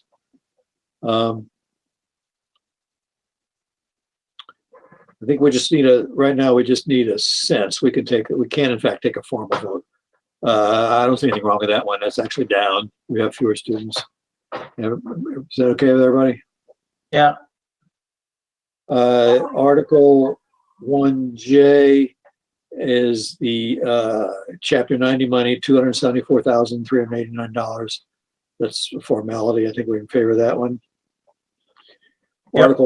Article 1K, the $175,000 for the post-employment, other post-employment benefits. Yep.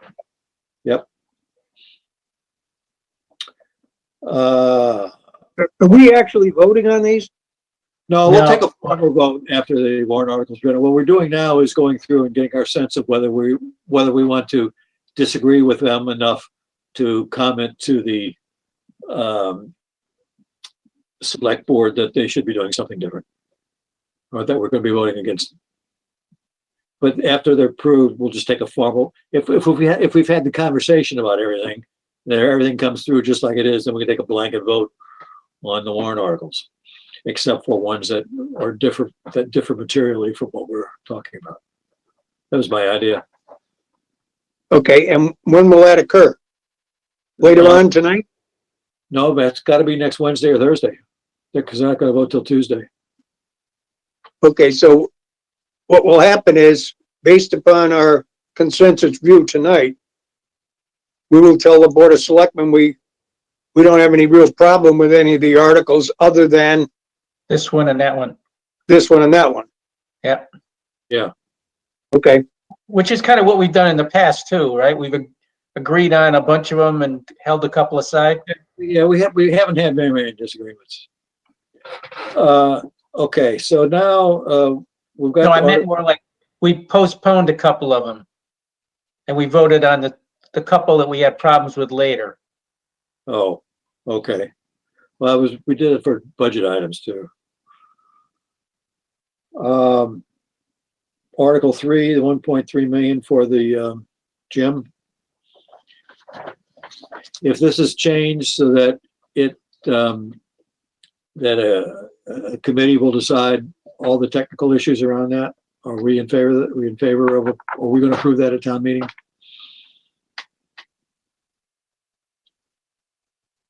I think I would. I think I would. Wow. It surprised you, huh? Yeah. It's because that the committee is going to have to formally discover the things which we know are there to be discovered, and make determinations about a lot of stuff. How about the town hall? Are you gonna consider that too, or is this just about the schools?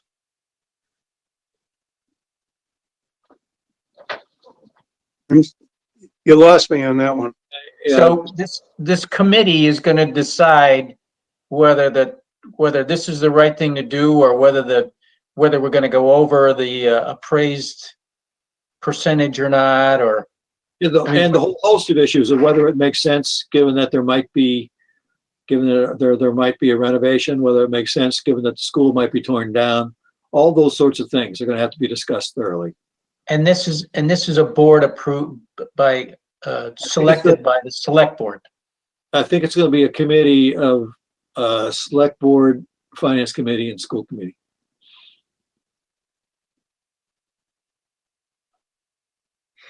I think it's going to be a 3-entity board. 3 people. But it's going to be a subcommittee of those boards, however you get to that. Gotcha. Yeah. And both of you guys are in. How about the next question? You went on that too?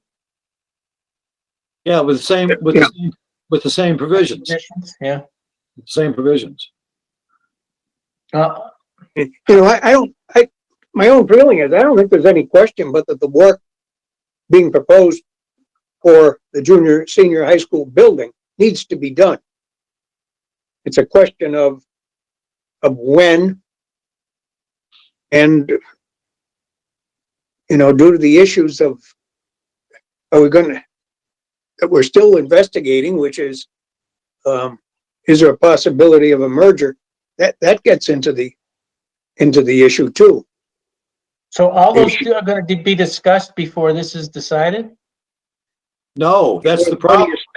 That's the problem. This is a weeks-long discussion, and we've got, 4 minutes of town meeting. No, It's not going to be discussed at town. It can't be discussed at town meeting. The information isn't known. Right. But I guess my question is the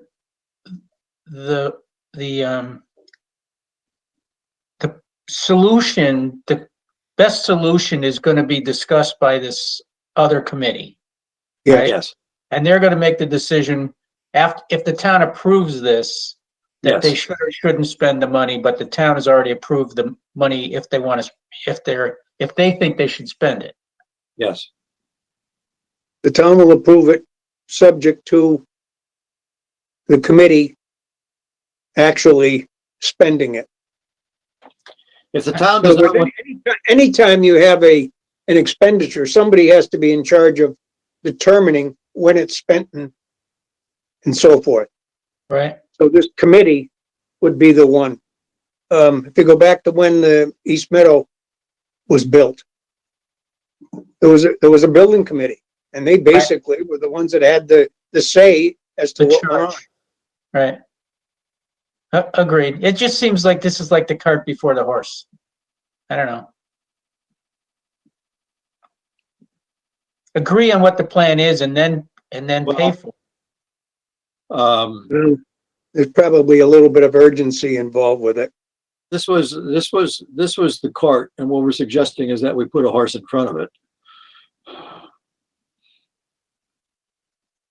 If we just vote this as a cart, the money's gone. So I've heard some things about the regionalization thing. Is that gonna, like, letters have gone out to other towns? Yeah, but that wasn't an appropriate study. That was not a study. We need a professional to conduct a different kind of conversation with towns. And will that happen before this is decided? This is not an item for school committees to be deciding. This is an item for town governments to be deciding. All right. They'll get input from whomever they need, and they'll certainly include school committees, but it's not school committees that make these decisions. I mean, just imagine the last time when we had regionalization studies with South Hadley for the high school years and years ago. That required a town vote. A town has to vote to do that. Right. It's a town issue. Well, let's just say that I'm hesitant about both of those, but if you guys felt strongly about it, I'd go along with it. But the reason you're hesitant is because you know a lot of other things, and you're making some assumptions about. I have little knowledge compared to, you two, for example, or Chris or whatever. So But your knowledge is vast compared to townspeople.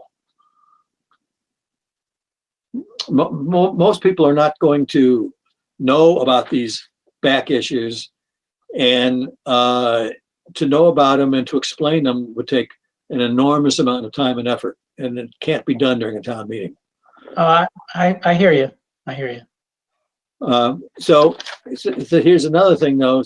If, for example, and the town could just turn these down, just turn them down. Somebody from the audience, some of the audience may step in and say, "Look, here are these issues," and rather than vote this and turn it over to this subcommittee to work out what these issues really mean, let's not approve this and let's work out all the issues first and then bring this back to a future town meeting. Town meeting could do that.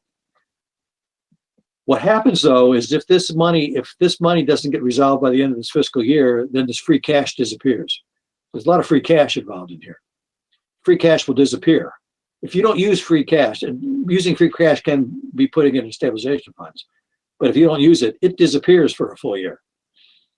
So that, for example, if the town votes this down and says, "No, we want this studied," and you came back in July, you would not have the money available.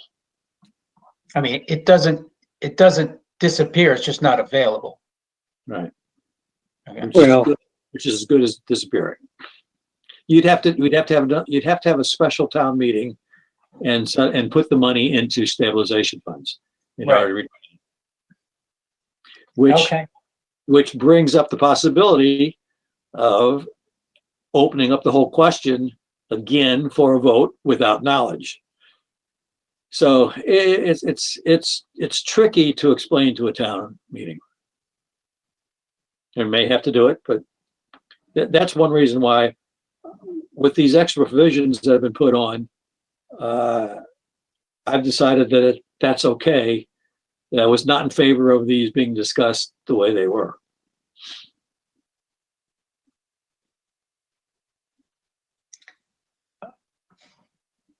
I think there's enough control within that committee and enough balance of various parties and thinking that it'll probably come up with the right answer. May need a little bit more knowledge than, or information anyways, than it currently has. It's not just what do you want? I mean, the issues are pretty difficult. Okay, I'll go along. Okay. It's tough. It's just a tough issue. Without the committee, I would probably have without a committee, it would be something that we should have, I won't say object to, but feel is we weren't 100% in favor of. Yeah, I mean, the whole lack of a master plan and then just kind of, Right. I don't know. It'd be throwing money away. It could just be throwing money away. Yeah. So if the select board doesn't approve the changes, then when we vote after meeting, I would expect that we would vote to recommend that this not be done. Okay, I think that's fair. Yeah. And that's why we're not taking a final vote on it tonight. We're getting a sense of what we could buy and what we couldn't buy. Well, I misunderstood you earlier because I thought you said we were. And that could be. Yeah, but when we actually got around to taking the vote, I realized that it's going to be easier just to vote this thing as a whole block, except for exceptions, if there are any exceptions. Oh, okay.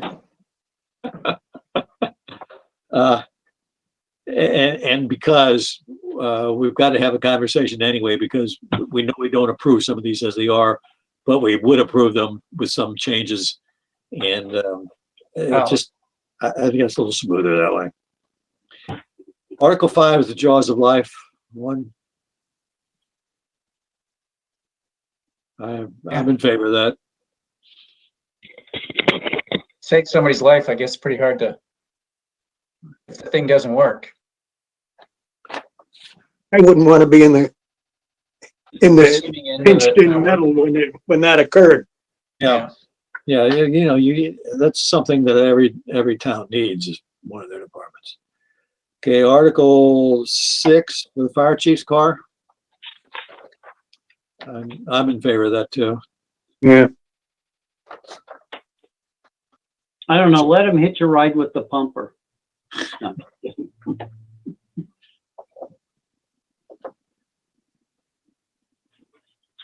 The article, But Joey'd have to take the pumper home, Oh, really? and his driveway might not be large enough. We don't know.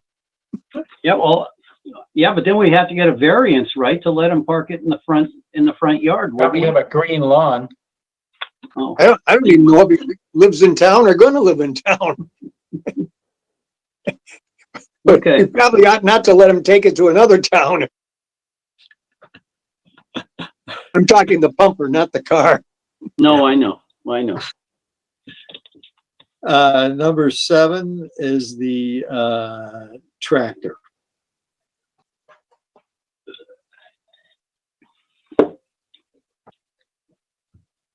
And the garage. So $80,000 for the tractor and the garage to put it in. Well, the garage is also for the big lawnmowers. Yeah, we got to get the air conditioned unit under cover. Yeah. I don't know. You have to sell me on those two, John.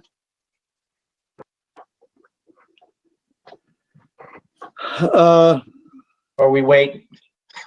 Well, probably if there is no place, if they're housing the lawnmowers outside, then which apparently they do have to do,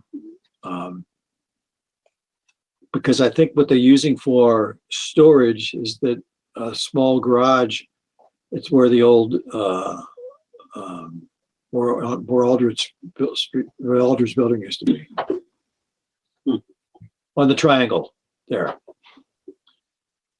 There's no room in the town garage for a lawnmower.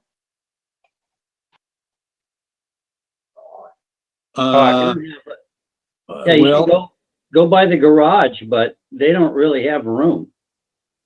I mean, everything is always filled, or you got one bin that's a repair bin. they're parking stuff outside now. They're parking the Right. service public building things outside. They're parking lawnmowers outside. So I think probably we need the building. I think that the van is out all the time. During the winter, the air-conditioned lawnmower is out of sight. But I wouldn't be surprised if all winter long the transit vehicle there is outside. I don't know there's two doors to the thing down the street here by where Aldrich was. But I don't know whether both sides are usable or not. They ought to be.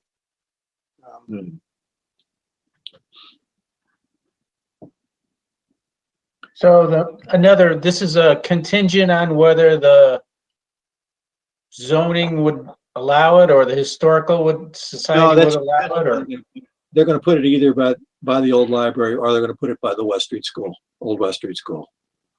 They have two places. They'll put them in one of the two, depending upon what they're allowed to do.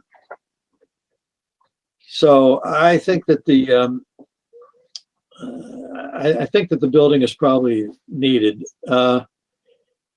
7, I would say this. If we don't approve it, then it's going to come back in future years. No, it's not. If we don't approve it, it's going to come back. It's going to be on the warrant anyways. That's Well, right. that was my other possibility. The other possibility is that either it's going to come back in future years or it's going to get approved by the select board, which doesn't mean that we might not want to vote against it, to say that we're going to vote against it. But what would if our reasoning is that it's not needed or it's a little soon to be spending money, we should wait. If the argument that it's needed to get the ball fields in the shape they need to be in, what's our argument against that? so I guess I would need more information before I could vote on that one. What is it? Is it a backhoe or is it a edger? I mean, what does it do? It's got 4 or 5 different attachments. It's got a rake. I know that. Obviously, it can cut. What else was there, John? I didn't write down what there was. He listed 3 or 4 attachments that are part of the cost of this. And it's strictly for maintaining the diamond of a ball field? No. No, it's a tractor. I mean, it's a tractor and it's a lawnmower, so they can use it for a lot of stuff. But the thing that's driving the purchase of it now is all the complaints they've had about Brown Ellison and Dufresne. They probably don't have enough equipment to get everything done in time. I think the equipment that they have is not designed for a ball field, not designed for other thing other than the outfield grass in a ball field. Yeah, those big highway tractors that you see, those big lawn tractors that you see on the highways mowing the grass in between in the medians and on the side of the roads. Imagine that on a baseball field. What are you going to do? Well, you're going to mow the outfield lawn, but you're not going to let it anywhere near the infield or the spaces between the dugouts and ball lines. You wouldn't do that.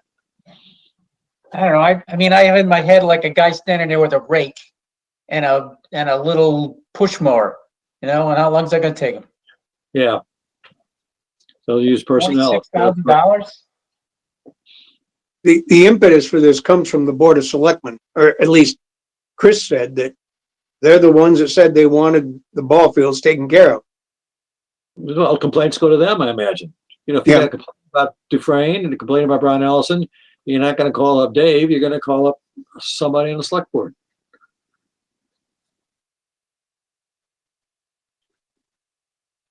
Anyway, I would I'll be- vote for the tractor. Huh? I Joe? said in terms of, the tractor Article 7, I don't really have any reason to oppose it. I believe that they're making it based on legitimate reasons, and I'm sure that, you know, having coached soccer, I can tell you that there were many times when it was hard to practice because the soccer field was never mowed. The grass was just getting too big. So, you know, we had to practice in areas where there wasn't a lot of grass. So anyway, On the other hand, up to now, we have this unblemished record of voting against lawnmowers. okay. Yeah, Well, but our batting average on Okay, is not so well, good. I guess I'm going to be like Tom Brady leaving the Patriots, guys. We haven't won one yet, so I'm kind of in favor of saying we have enough other stuff to get people's attention on. Yeah. So I think I'm in favor of it. I guess I am. Scott will not even require you to to take a formal comment. Well, we're not actually voting right now, so We're not actually voting right now. I'll hold out. Okay. Now, I'll put down the consensus was not unanimous. How's that? That sounds good. Street sweeper, $305,000.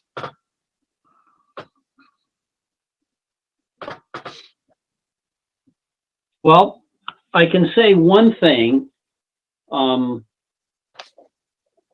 first reason about sweeping the sand off the roads is legit in the sense that at the bottom of Taylor, where Taylor turns left, oftentimes when there's been sand down there, my wheels have always slid a little bit. So I guess the real question is the existing street sweeper still usable without repairing it? Or is it unusable unless we repair it? Because I don't know how old it is, but it's probably fairly old. So even getting parts to repair it is probably a bit overpriced right now. So, I've got down that it's 20 years old. well, that's pretty old. So,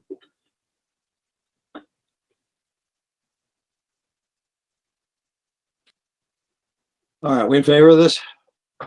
so I am.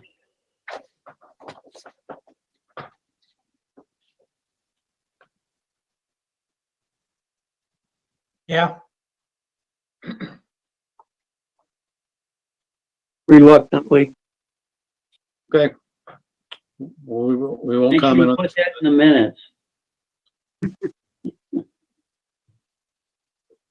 Next one is Three unequivocal in favor and one. One reluctant. Okay. and one just facilitating the vote. that's a step up from not committal, Bob. Yeah. I don't want to rock the boat, so I thought that was our job, was to rock the boat, guys. Isn't that? Anyway. Okay, Article 10, right? We did rock pretty hard this afternoon. I Okay, mean, in our conversation, we did rock pretty hard. We'll say that. good. Spent a lot of time on this one. Okay. Article 10 is the asphalt recycler and hot box. I'm in favor of that. Yes, me Yeah. too. Yes, The police cruiser, you know, what's our record there? might be able to get another year out of a police cruiser, but you're not going to do that on a regular basis. How many years have we approved it in a row? Well, we get a new one every year. Yeah, so Yeah. about 30. 30. 20, 30 years, right? Okay, Let's see. let's see, when did I start? 89? I think there's Yeah. been one every year since then. All right. Yeah. No, it's only 33 years And or 32, whatever. it was approved so regularly that years and years ago, the police cruiser used to be part of the police budget. Mm-hmm.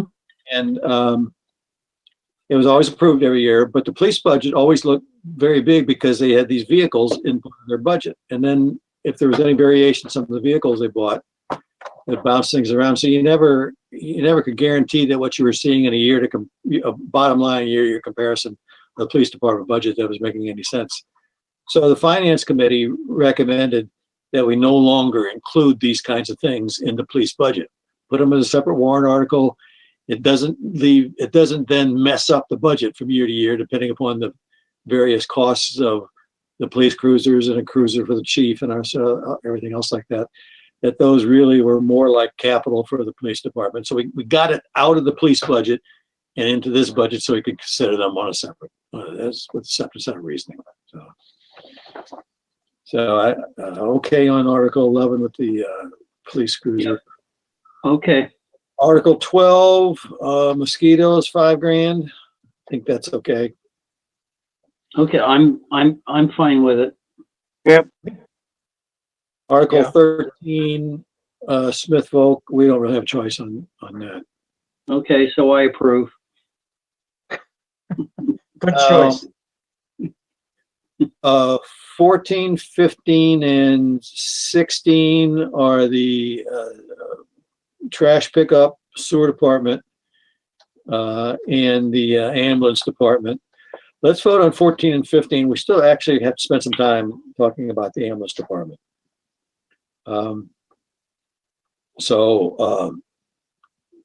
and 15 I'm in favor of, kind of routine. Yes. Yeah. Yes. Let's postpone 16 till a little later this evening. Okay. 17 and 17 an ambulance. We bought an ambulance 5 years ago. If we approve an ambulance, it's going to take 2 years to build. You need a lead time. So it'd be replacing an ambulance that's 7 years old. Mm-hmm. Was one impression I got. So I'm okay with that. Yep. Um, John, I had a thought after our meeting today. And it's not the purchase of the ambulance as such, it's how it's being funded. Because it's being done by borrowing. And not coming out of any balance that's sitting in the ambulance fund. And I don't have in front of me the free cash calculation or the undesignated fund balance calculation that the state sent out. It's downstairs.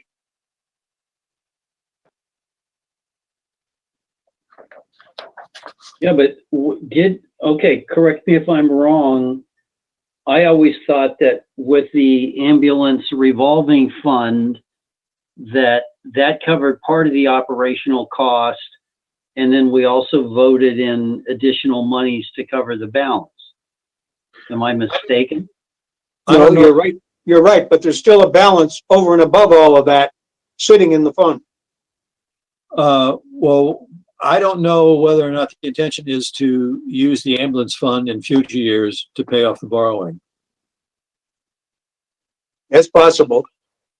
Yeah, I mean, that's what I would have thought. If you hold on a minute, I might be able to find that other. Hold on just a second. Yeah, I'm sure there isn't $400,000 sitting as a free balance in there. So a borrowing of some sort should be done.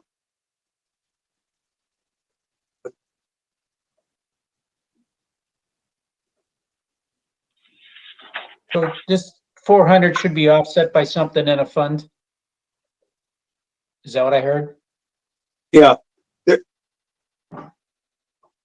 Back when I set the fund up many years ago, I tried to end up running the fund so that whenever there was a purchase of an ambulance, the fund had enough money to pay cash. Okay. I don't think it's been run that way since. The ambulance fund, last July 1st was, $215,528. So it's not enough to purchase an ambulance. So No, that's it's at the not. end of a fiscal period? That was the, yeah, that was last July 1st, the beginning of this fiscal year. Okay.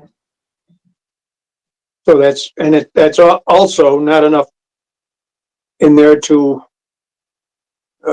pay the debt on it.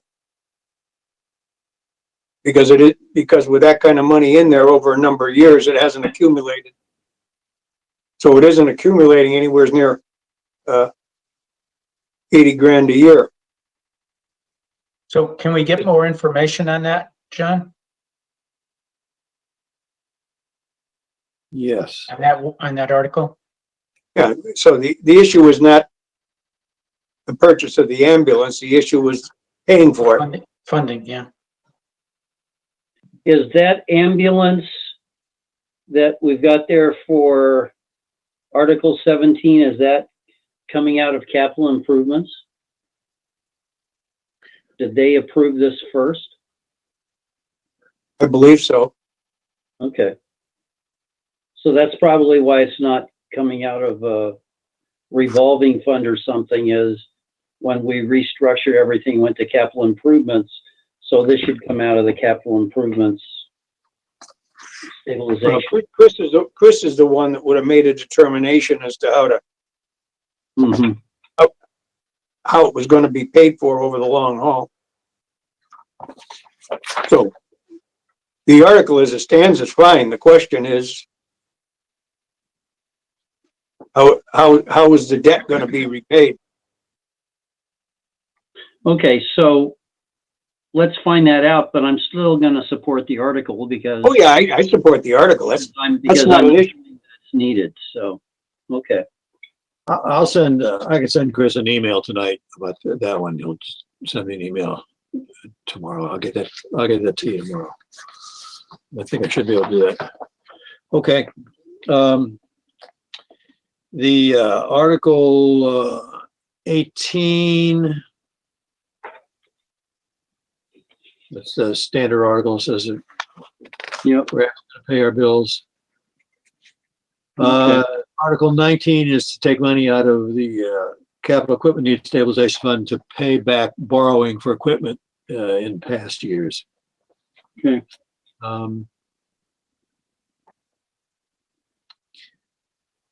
Free cash used for some of the items in the operations that would normally be taxes or whatever other funds, take it from free cash.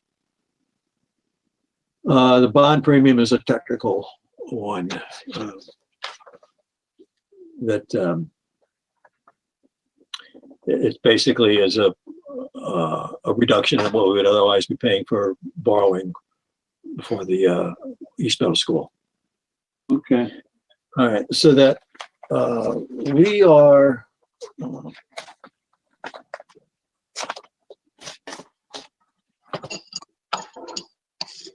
okay on Bob. What's your summary? What are we okay on? What's your summary? What are we okay on? I didn't write it down. Everything. I don't have to. We're okay. We're okay with everything as long as the articles of 3 and 4 are written with some protection on Yep. spending them. And what did And- we say about Article 16? We haven't talked about Article 16 yet, because now we got to talk about the ambulance department. Okay. All right. First of all, get the notes I took. Do we need the budget page out to talk about this? Depends what question you want to ask. What's that? Depends what question you want to ask. What number is it? 220 and 225. Somehow I knew you'd know that, Bob. Pardon? I knew you'd know that. Yeah, well, I've been pulling them out of my pile frequently enough, so my memory's well refreshed.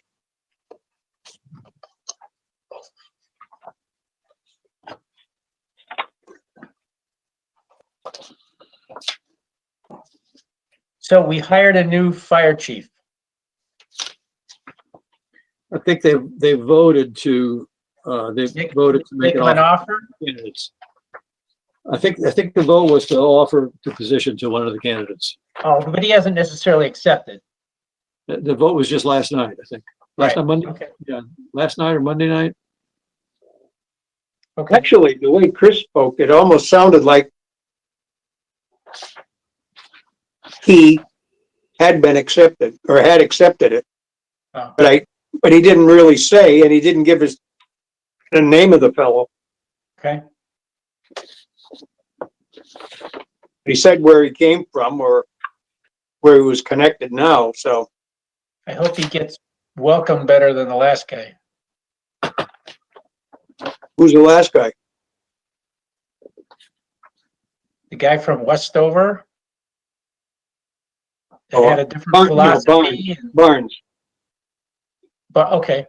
And he had a different philosophy and people were against him or from the town and from the fire department and didn't like the way he managed, and that didn't go so well, right? Those are true statements, yes. Yeah. But there was also an interim chief who was a male. Because once the chief was no longer in the position, they hired an interim chief who was a male, who then, I don't know, retired or gave up the job or whatever. And then Michelle Turgeon was named as interim chief. So she was interim chief up until I think the 1st of April. Oh, okay.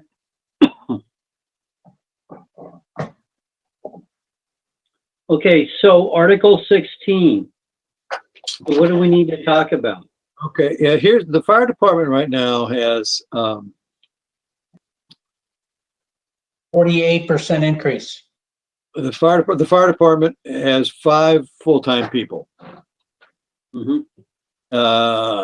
One is, I think no, there are, I think, 3 full-time paramedics and 2 part-time paramedics. No, there's 4 full-timers. 4 full-timers, 4 full-timers, not 5. That include the chief? That include the chief? Well, the chief would be another full-timer, obviously. So that makes 5. Or is it 3 plus 1? No, there's 4 paramedics because that was the question that I was asking. How many do we have now? Don't I remember that one of the chiefs didn't want to ride in an ambulance, but he wasn't qualified, or I don't know. Yeah, that's a, yeah, Yeah. okay, yeah, no, I thought there were 5 full-time paramedics that are the full-time police officers, that are full-time Firemen, fire people. firemen, fire people. Okay. And they are both ambulance and fire personnel. But there's 4 of them.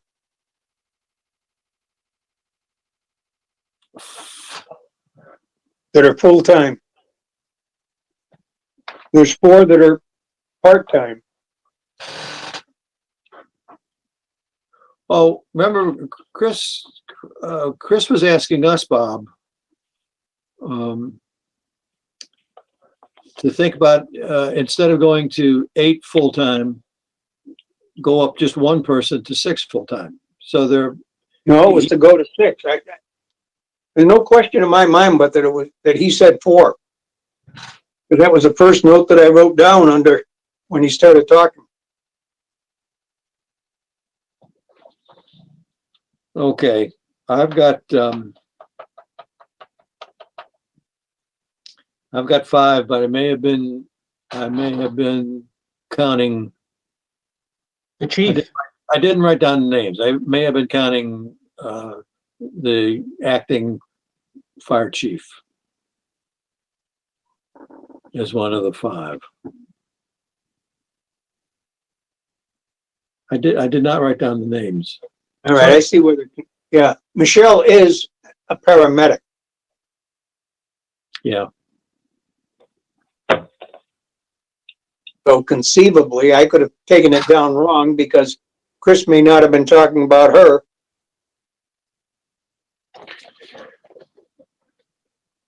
So the if new, we had a chief, there would be 4. If we were fully staffed, there'd be a chief plus 4 full-timers. So come here, please. You guys go ahead, I'll be back. yeah, that's fine. Turn off. Joe, turn off your volume. There you go. Okay. I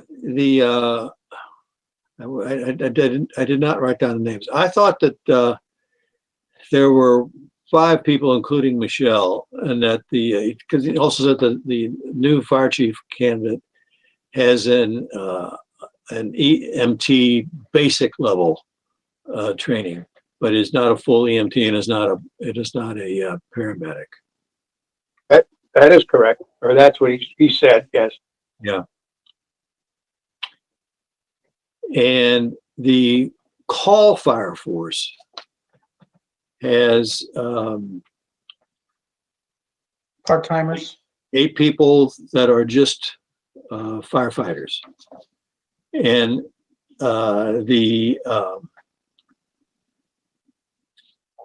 there is one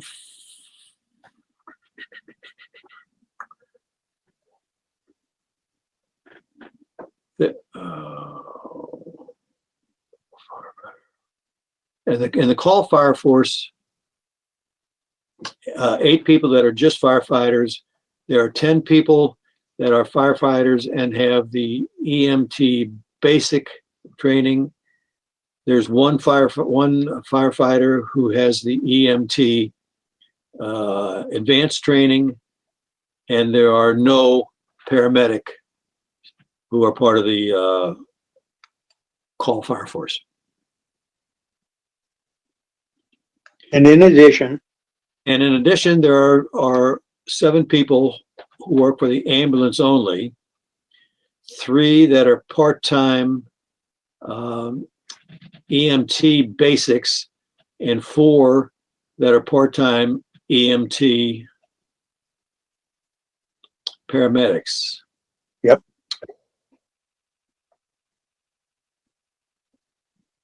And that it costs, I asked the question about, might it not be easier just to get the EMT or to paramedic status? And Chris says that to do that costs about $7,000 in training costs, and it's a 9 to 12 month program. The training is not just knowledge, it's a lot of hands-on work. It takes 9 to 12 months to achieve. As we were talking about, rather than go to full-time people, what if the part-time people were all trained as paramedics? Would that make it easier to get your paramedics? The problem is they can't get paramedics to come in on a call basis. They don't have enough to do that. So, What's caused the budget to go up 48%? to move from 5 full-time people, or 4 or 5 full-time people, to 8 full-time people.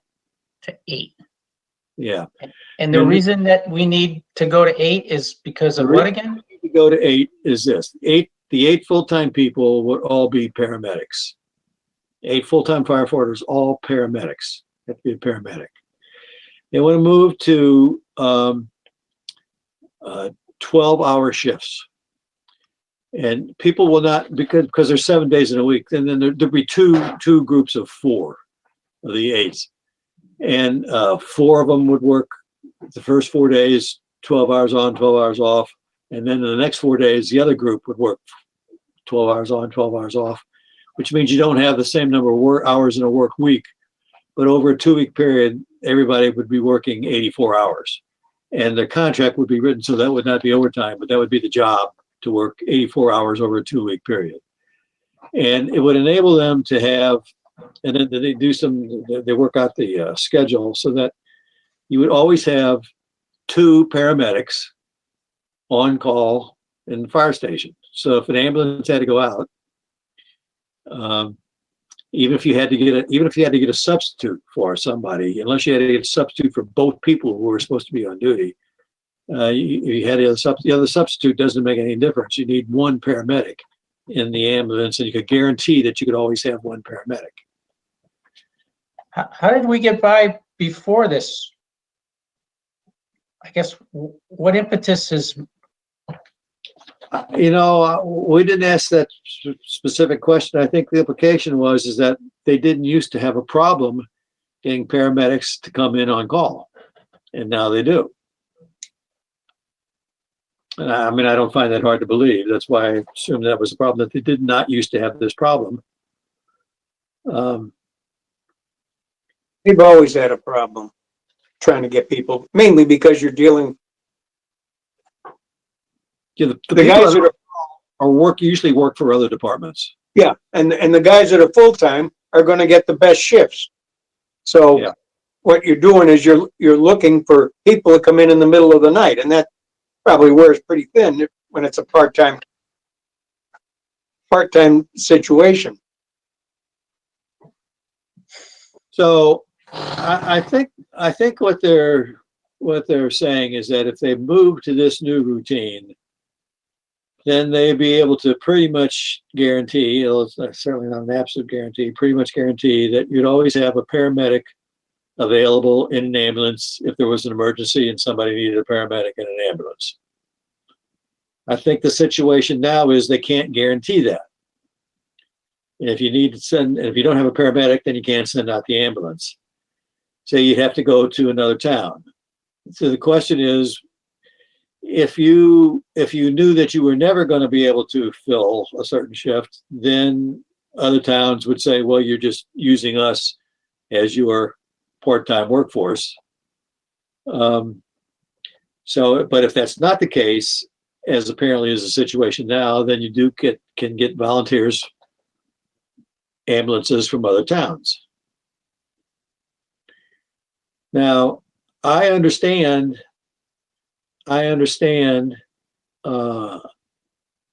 wanting, if possible, to be able to afford to always have a paramedic available on town duty. I do not understand fully what the risks are of that not happening all the time. That would be what the risk would be, that you would not have a paramedic on duty. You would not be able to call a paramedic in from your volunteer force. You would not be able to call on a neighboring town to send an ambulance, and you would not be able to call upon an independent ambulance service. I don't know what the risks are involved in that, but it just seems like we're making the immediate jump to say, well, let's make sure that we're a full service provider. looking back in time, we've always had 2 people staffed at the firehouse the whole night? No. I don't think so. So now you are. Let me throw a little bit different spin on it, John. Okay, I may not understand it entirely from what was said. Well, everything you've said is relatively true. Maybe there's something in there that isn't. But we have, my way of thinking, and with the numbers that Chris presented as the additional cost to go to 6 or to 8, the amount of money for each one was about the same. to go to 6 and go to 8, which would mean that you're based off of 4, just mathematically. All right. We have 4 people now, and what's proposed is we will have 8, which will be Plus- enough to provide 2 paramedics around the clock. Yeah, Okay? Now, if you have 8 paramedics and that gets you 2 around the clock, it would seem to me like it wouldn't be too difficult to schedule 4 guys and have 1 available around the clock. Is my math wrong? no, that's assuming that everybody shows up for work. But the same thing, yeah, but I mean, you can't, I agree. The, and I don't know what kind of risks we're running by having that kind of system. I And wonder what the new fire chief would think about it. one of the old fire chiefs was the one that decided he wanted 2 paramedics on during the day. And he made mention of the fact that, well, that's what happens when you have a strong chief.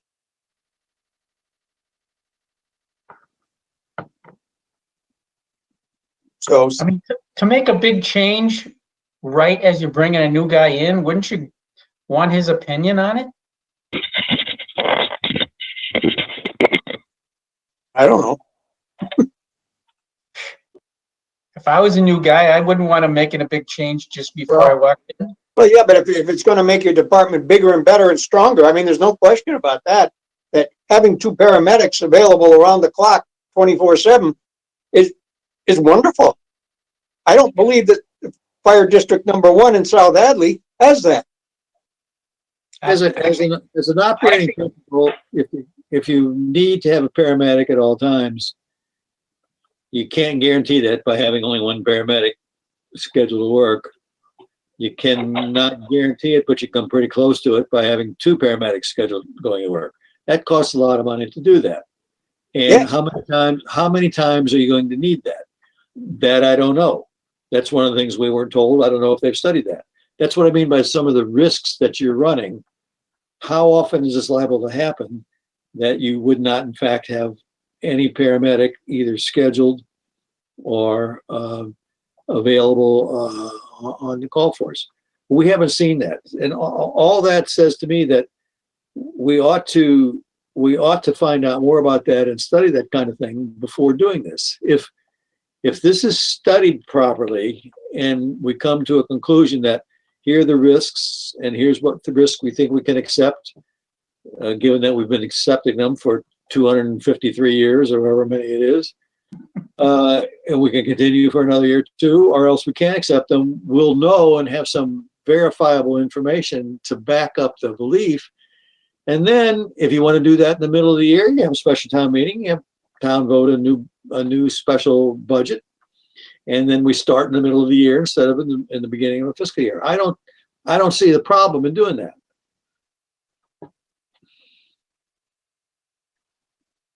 On the other hand, the additional cost to do it, to go to all 8, is something like 60 grand a year, which isn't as much as a ball field tractor and a building to house it in. Those So, are one. on the other hand, this one is going to continue every year. I see 241,000 up from last year.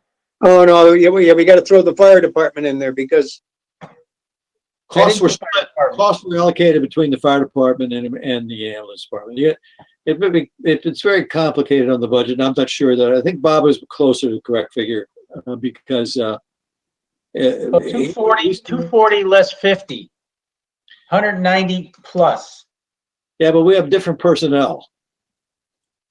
we didn't, I I don't think there was was there a fire chief in last year's budget? I think that was the $10,000 amount. Okay, all right, so I see well- plus 241 and I see minus 54 And then now we're talking about doubling the force. Tell you Is that what we're seeing here?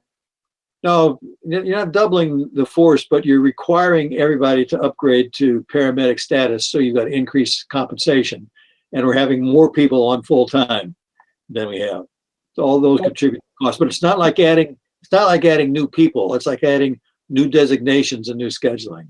Yeah, Chris said that the paramedics earn about $5 an hour more than the EMTs. I thought you said you had 4 full-time paramedics. Yeah. And that everybody else was on call. And they were part-timers. So how do you go from 4 to 8 without adding another 4? Well, I'm missing sorry? something. If you have 4 current paramedics. Yeah.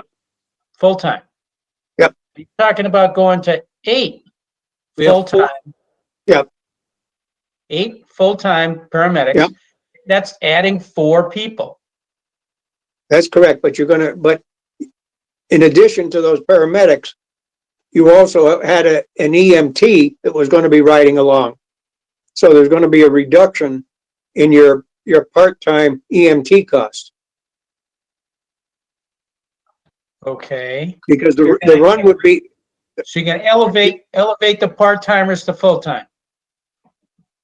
well, it won't be the same individuals, but there's only so many hours, all right? So I don't know exactly who was working what day, but if there's not obviously 2 paramedics on all the runs today, there aren't enough around. So rather than 2 paramedics, it becomes 1 paramedic and 1 EMT. Right. Okay? So that's basically the equivalent of 4 full-time EMTs. Right? Yes. Okay. Well, if you're going to add 4, So you have going to add 4 full-time paramedics, you're going to basically do away with all the EMTs. so So you come promoting, out that currently there would be 4 EMTs. So you got a difference in pay for 4 individuals all year long.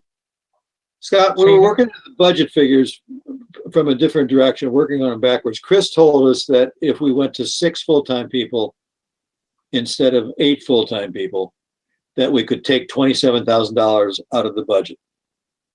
From that, we concluded that if they only have 4 now, and you stayed where you are, instead of going to 8, that you would save $54,000. But it was a backwards looking at the budget without knowing any of the specifics about who's in what budget for what, how much time and where. so you're gonna Budget add people and you're gonna save money? no, Because you're No, gonna no. subtract the people. budget now includes 8 full-time people. Yeah. If we reduce that to 6, we take $27,000 out of the budget Oh. because they're taking away 2. They're taking Yep. away 2 people with full-time paramedic status, but they're not reducing the number of people. And so concluded if we go back to where we are now, it should take $54,000 out of the budget. Okay.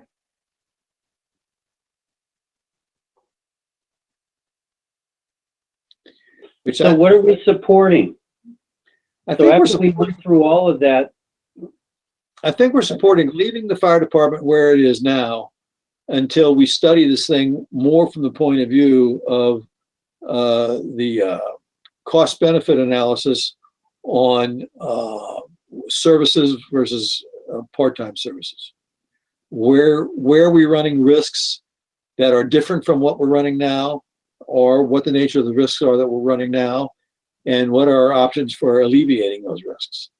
And then after that is done, then we decide whether or not we want to move to 8 full-time people, rather than just say, well, we know that this solves the problem. We don't know if anything else will solve the problem, but we know that this will probably solve the problem. You know, that's always an easy way out when you're dealing with public money. Say, well, here is a way to solve the problem. It costs what it costs. And once you've got that, then you don't have to really worry too much about whether there's some hard work to be done in thinking about other ways to solve the problem that would cost less money.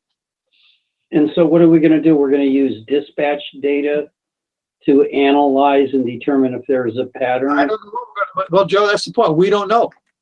We don't know. All we know is that we have some unanswered questions, which we think are important questions.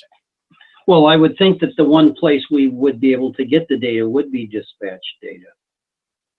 If an ambulance is dispatched, Well, it's a combination of requests for ambulance and availability of paramedics to be in the ambulance. yeah, And running an analysis of what are your risks and the probabilities of risks if you make sure that you're scheduling always one full-time PT and sometimes two full-time PTs for each shift. And, There's a lot of variables there. and when your ambulance calls come in, affect it because the way they're staffing now with 2 during the day, 2 paramedics, that means the other shifts are only gonna have 1 paramedic.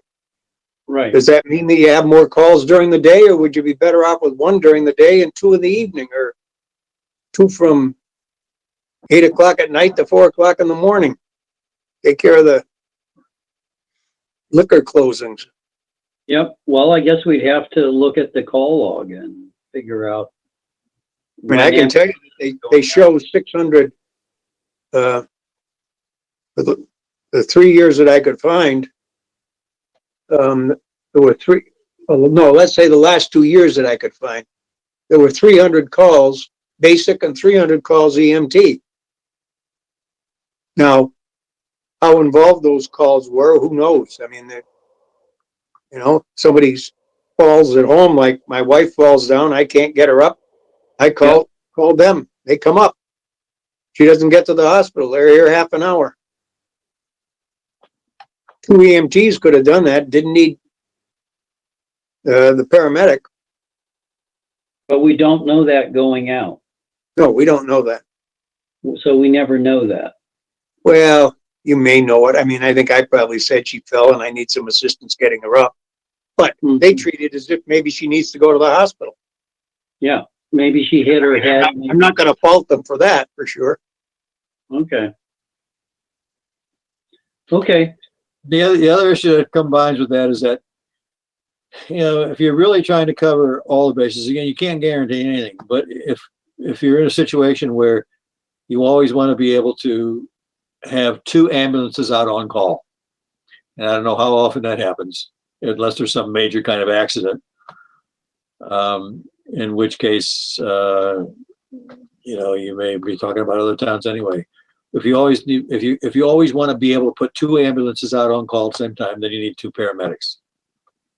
So it's got the same situation. You can do one of them. If you only have one on duty and you can't get somebody to come in on the call force, then you can only send out 1 ambulance.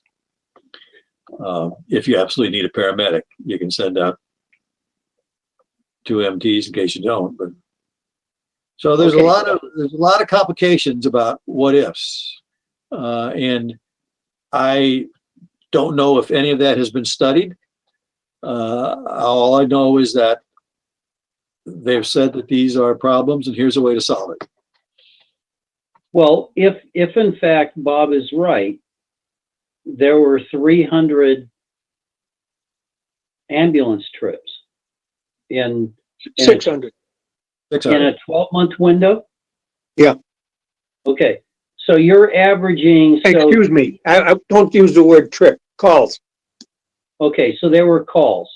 Well, if it's a call, the ambulance has to show up. Oh, yeah, but it may not be a hospital call, which adds 3 hours to the length of time involved.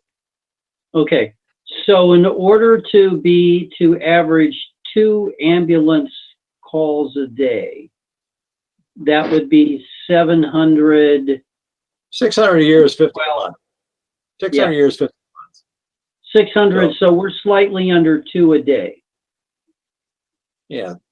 So One from every- round it up, one- I mean, and being generous, because from 600 to 712 is like an 18% difference. But if we don't worry about that, so from off the top of my head, we need to plan on 2 ambulance calls a day.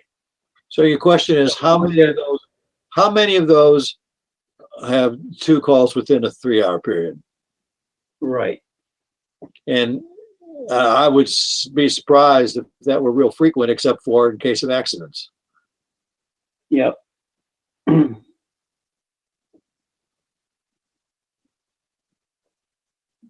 And how many will can an ambulance carry more than one person? Or do you need 1 ambulance per person? For example, I an don't- accident. I don't Well, know the answer to that. See, Technically, having gone in an ambulance once, technically, if they had to, they could put 2 people in there. If they Usually had, 2 person, yeah. but it's usually 1 person. But they could put a second, patient in the vehicle. So there's 2 beds in there. so what are we asking now?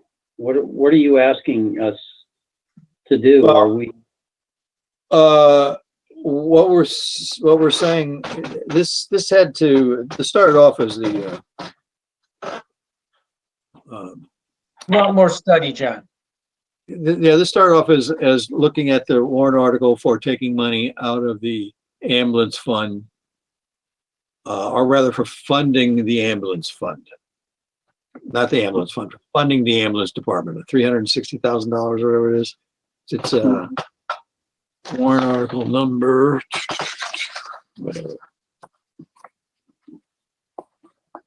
16. Yeah, 16. In addition to the $400,000 for the ambulance. This is not the 400,000. We were That's okay. separate. No, in addition to, Yes. Yes. $400,000 is the capital purchase once every 5 Yep. years. So the 400,000, the $360,000 is the operating expense for the ambulance department, So this is their budget. which we've been doing as a warrant article instead of as a budget item for some time. I'm still not exactly sure why that is. But I can tell you why. You know why?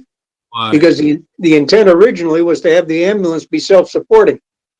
Right. And all that's happened since then is that it's gotten more and more supported by the general fund. Aha. As in this year, where none of the money is coming out of that. Is that right? So we would not agree to this sum because that is part of the budget. It's maybe $54,000 more than what the budget would be if we started off with the same number of full-time people we have now instead of going to 8 full-time. So that's the question. Do we want to say, for the proposal for the ambulance department, do we want to say we agree with going to 8 full-time people? Do we want to say we would agree on keeping it the same as it is now and studying it? Or do we want to say we agree on 6 and let's study whether it should go to 8? My problem is I don't know if we have any more reason to believe that 6 is a good figure than we do that 4 or 8 is a good figure. Let's say 6 may or may not solve the problem, but there's no reason to, but it certainly can't guarantee it the way 8 can. And it may not be any better at guaranteeing it than 4 does. I just have no basis. We have not been given anything that proves that those things one way or the other. So I'm sort of in favor of, this is something that really needs study, not just slip this on in as, here's the way to solve a problem. So you're for doing everything the same way as in the past, not Reducing the- adding any new Personnel level. paramedics right now until we evaluate the workflow and determine whether in fact we believe this is cost justified. Yeah. And if somebody wants to put some money into the budget for studying, that's fine with me. I don't care where it goes.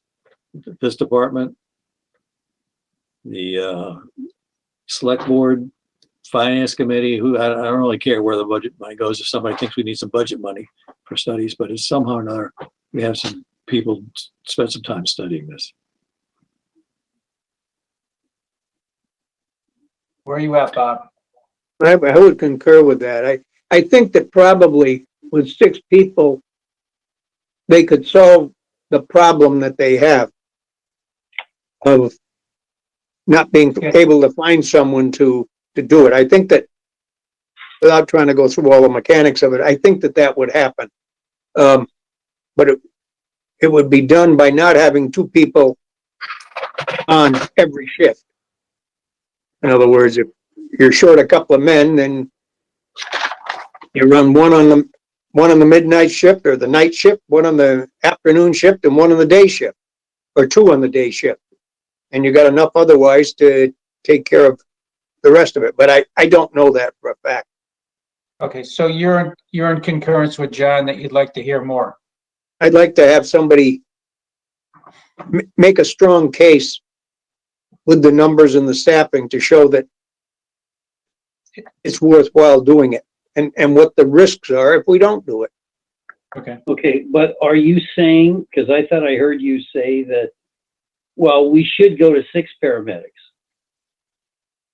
No, I Even- said that I think, but the word is think, Okay, that 6 would probably solve the problem of not being able to find someone upon occasion. But I don't really know that. okay. Okay, so then I guess we're gonna vote Article 16 down. We're not actually voting tonight. Well, right now, if they submitted it back to us, okay, let's say we're doing the official vote after they do their final warrant articles on Tuesday and it came back to us on Wednesday. Right now, as is, wouldn't we be saying no on 16? We Well, would be saying no on 16 because we don't approve of the budget and the way they've envisioned it, that we would want to keep the budget the same until there's an analysis done as to the workflow so that we understand better what's truly cost justified. Do we really need 2 people? I mean, the easy part is from a safety standpoint, of course, the more the better, right? Sure. But from a budgetary standpoint, you got to look at that cost too. It's not like we have unlimited deep pockets so that anytime somebody says we need more of something, we can do that. So from a safety standpoint, it's easy to say, let's go to 8.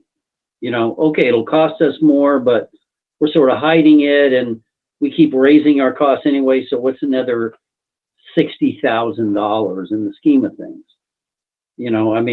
A lot of people can rationalize it that way because after all, it's for the safety of our senior citizens. We want to make sure that nothing happens to anybody because we didn't have the skill set necessary to temporarily save their lives so we can get them to a hospital or something. So to me, that's the debate, Well, we don't want to say we're against the article. We want to say we're against the amount of the article and reduce it by 55,000 or 60,000. Probably 55 is the right number. Because we want the department to keep operating the way it is. We're not trying to shut it down. Oh, no, I would agree with that. We're against the budget allocation as is because we think that we should study it more before we just go out willy-nilly and make this conversion. This really should be a budget item, which should be under our purview. It's not because these are the circumstances, but that doesn't make but that doesn't change the theoretical nature of it. It's a budget item. It's on here as a warrant article, so we can't force it. But we can say strongly that we're going to oppose it and speak as to why we're going to oppose it. So if Chris was to change the number by the time we voted on it, If it goes back to the, yeah, if it goes back to the same staffing, then we would be in favor of this. And then Yes. what we would also then strongly suggest that this be studied. so that's a possibility, right? Yeah, no, that's what I was suggesting, Chris, that we're Yeah. opposed to this one and think it should be at current levels and studied, and then as soon as the study is done, change if necessary. It's fairly easy, and I cannot believe that people think we'd be taking a big risk by postponing this from July 1st to September 1st. Whatever. Okay. I mean, the data's got to be there because they bill every trip. So it's not like, Well, it's more than data, because part of this is that if there's a change in how easy it is to get call force paramedics, you need some estimates of the probability of that thing happening or not happening. You need some discussion about whether or not you should cast further afield to try to get call force paramedics. There are a lot of issues. mhm. Okay. If there were two issues, we could solve it next week. So what else we got to do tonight, John?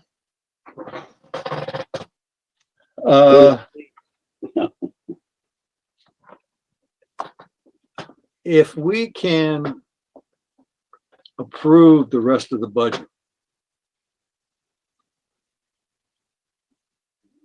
that would make future meetings much shorter. I don't know if we need more discussion on any of the budget items. We've gotten the answers to virtually everything. I'm comfortable with the way the budget is put together, with the exception of we need to wait to see what happens with the school department budget. Chris will make his final recommendation soon, and I think we should wait on that one. Why? And, Why? It's our budget, not his. Yeah, it's our budget, not his, but the way the budget process works is that he is supposed to prepare a balanced budget and give it to us, and then we decide what we agree with it, what we don't agree with it. We could tell him ahead of time, we're not going to agree unless you do this, but rather not. I don't know if are we at that point? Well, we would certainly have that as an option to say, if you don't do such and such, we're not going to agree with it, and we're going to change it. Or we could just wait and see what he proposes and then debate it there. It would Well, be easy. if you're gonna wait for him to do a balanced budget, you gotta wait for him to do a balanced budget all the way through. It's Well- not just the school budget, it's every other budget. It's all part of the same big package.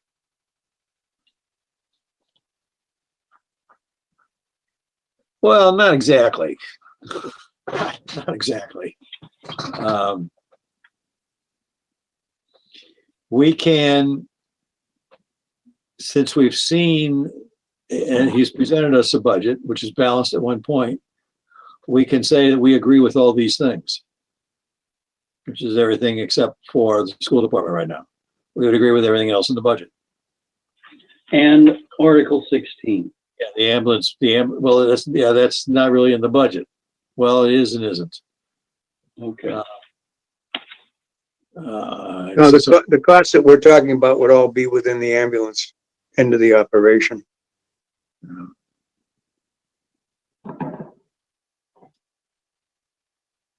Okay. So I'm ready to vote. Wait a minute. Would they? We don't know that, do we? If they go back to 4 full-time people, how's that going to affect where the splits are, different things between the fire department budget and the ambulance budget?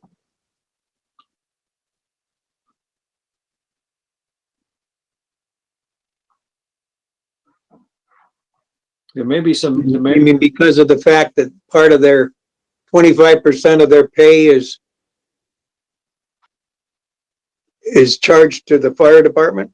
yeah, Yeah, that's probably true.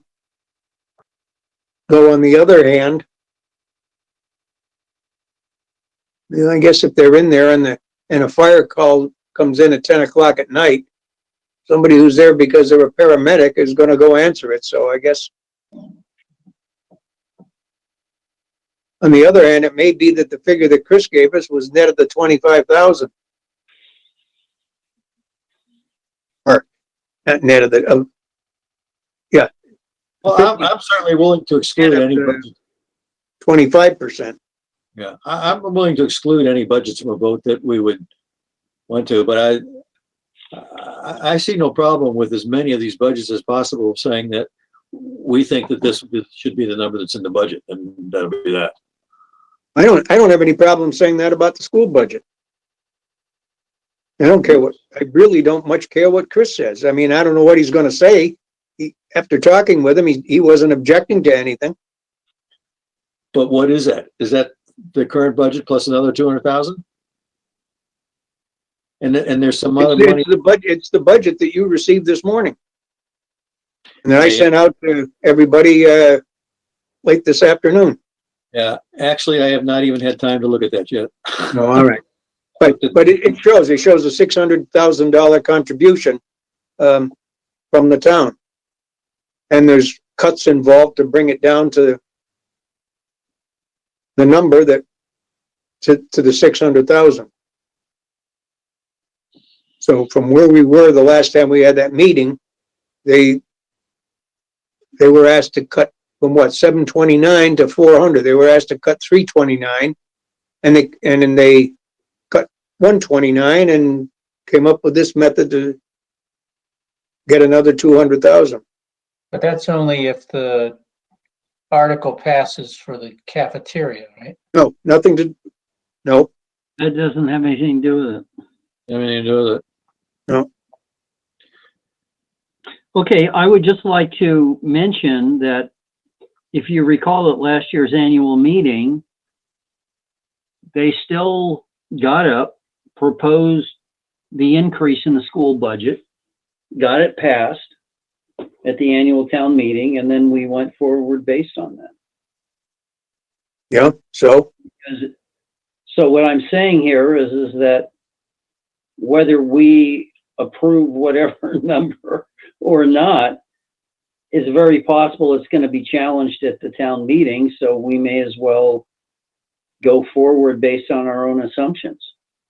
That's true about everything. It's certainly also true about the fire department, ambulance department, but question. Mhm. but this budget has been passed by them.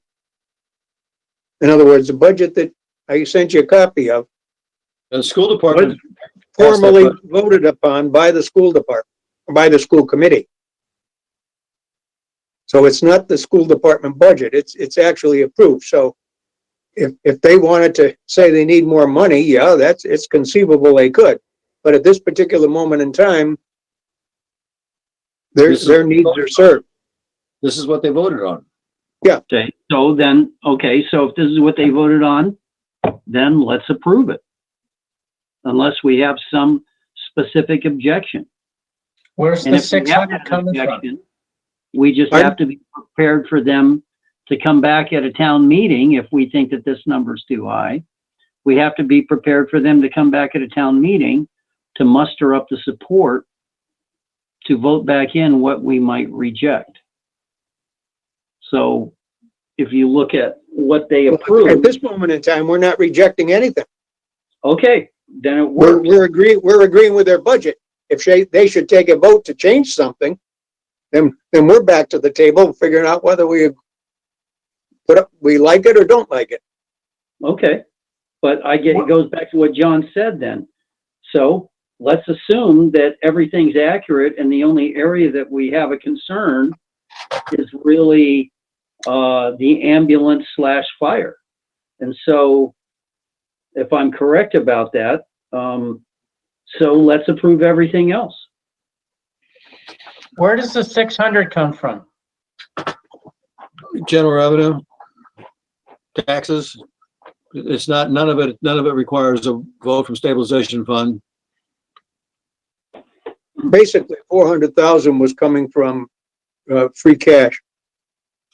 Is, And the 200 is a trade-off by applying 200 against the cost of the gym improvements. Which frees up a couple of $100,000 of cash that the town had planned to use. That makes sense to you? Yeah, I remember the trade of the 200, but when I've said it, it didn't sound like it was gonna work, and now when you say it, it does gonna work. So that we're giving them an extra 200 and they're giving us 200 towards one of those two projects that they can't use otherwise. Yeah, they can't use the money to handle operating expenses in general. Right. So they believe that they can use that money. Actually, I guess it's probably, it's not towards the gym project, it's toward the kitchen project, Cafeteria, right? cafeteria. Because it was money that came in under the lunch program that was there for ARPA or COVID or whatever. Yeah, it's money there for COVID. And so it has specific requirements, so they can basically interpret the rules that would then allow them to take that cash and put it towards this project. Otherwise, if we don't spend it, it does go away. So that does make sense. And then, but what they want is they want that cash back for them to use for something else. Yeah. Okay, and we could say no. I mean, if we say no, then what's the risk that they're gonna get the money anyway at annual town meeting? Because again, the reason that they're giving us a 200,000 is it has COVID restriction strings attached to it. So I'm sure that they're utilizing this portion of it in terms of improving safety, food safety. it's not so much, Joe, it's not so much, it's not COVID restrictions on the money. What happens is that they were given a COVID grant that paid for things that normally would have been paid for by this fund, by this lunch fund. So they didn't have to spend money out of the lunch fund. So the money is sitting in their lunch fund. It can only be spent on things they think can only be spent on things related to lunch. So they can't use it for general operating expenses, but they could use it for renovation of cafeteria. Oh, okay. So I mean, it's because of COVID funds that came in and were spent, but not because of restrictions on the COVID funds. Okay, I see. So in reality, Joe, what will occur is that the original way the kitchen renovation was going to be done was to take it out of free cash. All right. Now, 200,000 of the free cash will not be necessary. So they're saying, let us use 200,000 more of free cash in the operating budget. Okay.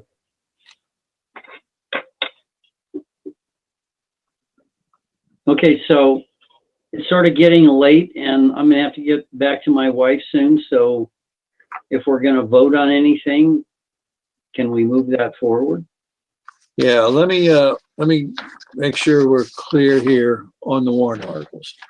Warrant Article 3 on the gym, warrant Article 4 on the kitchen, and warrant Article 16 for the ambulance department.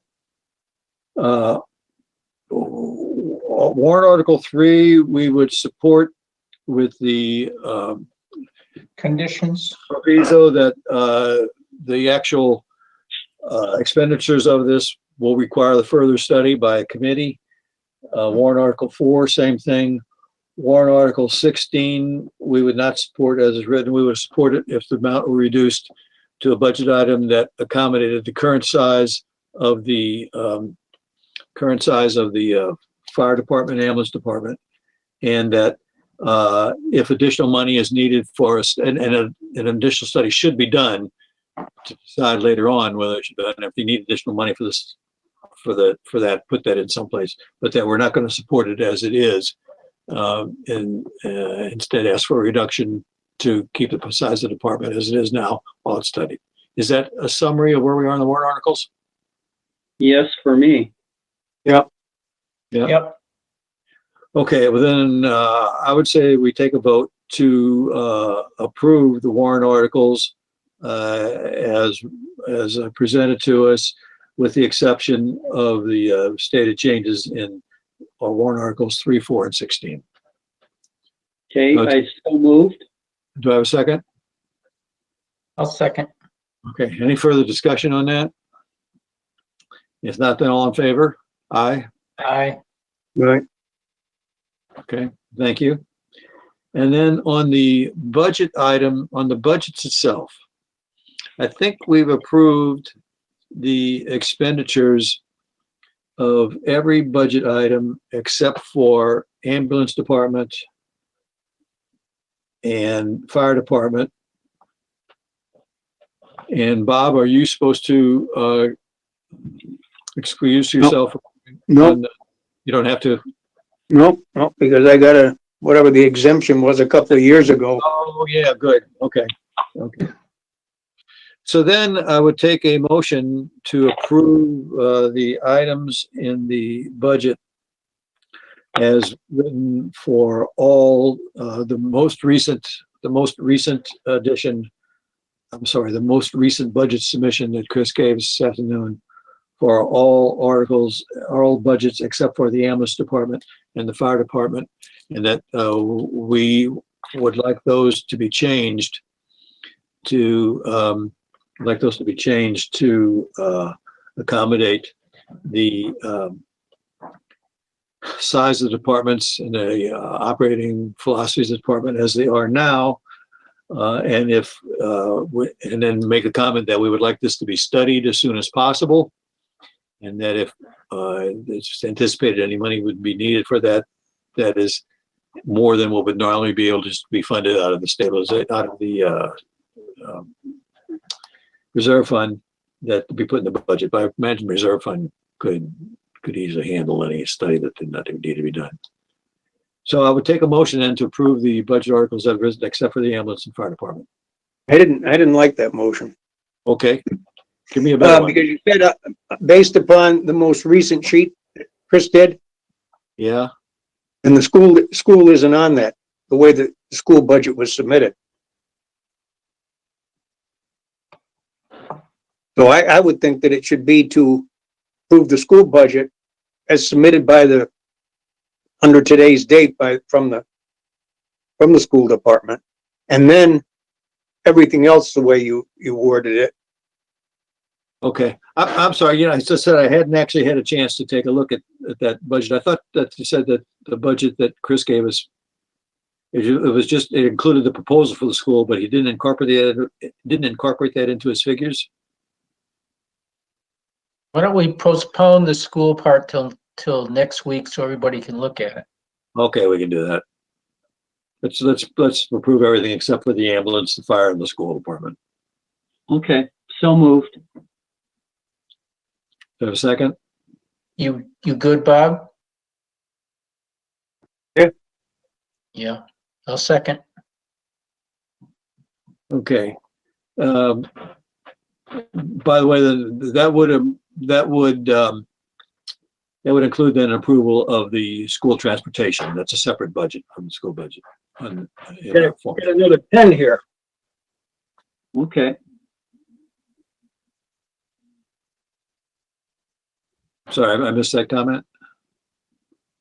no, You there say wasn't. something. He said he had to get a pen. Oh, okay.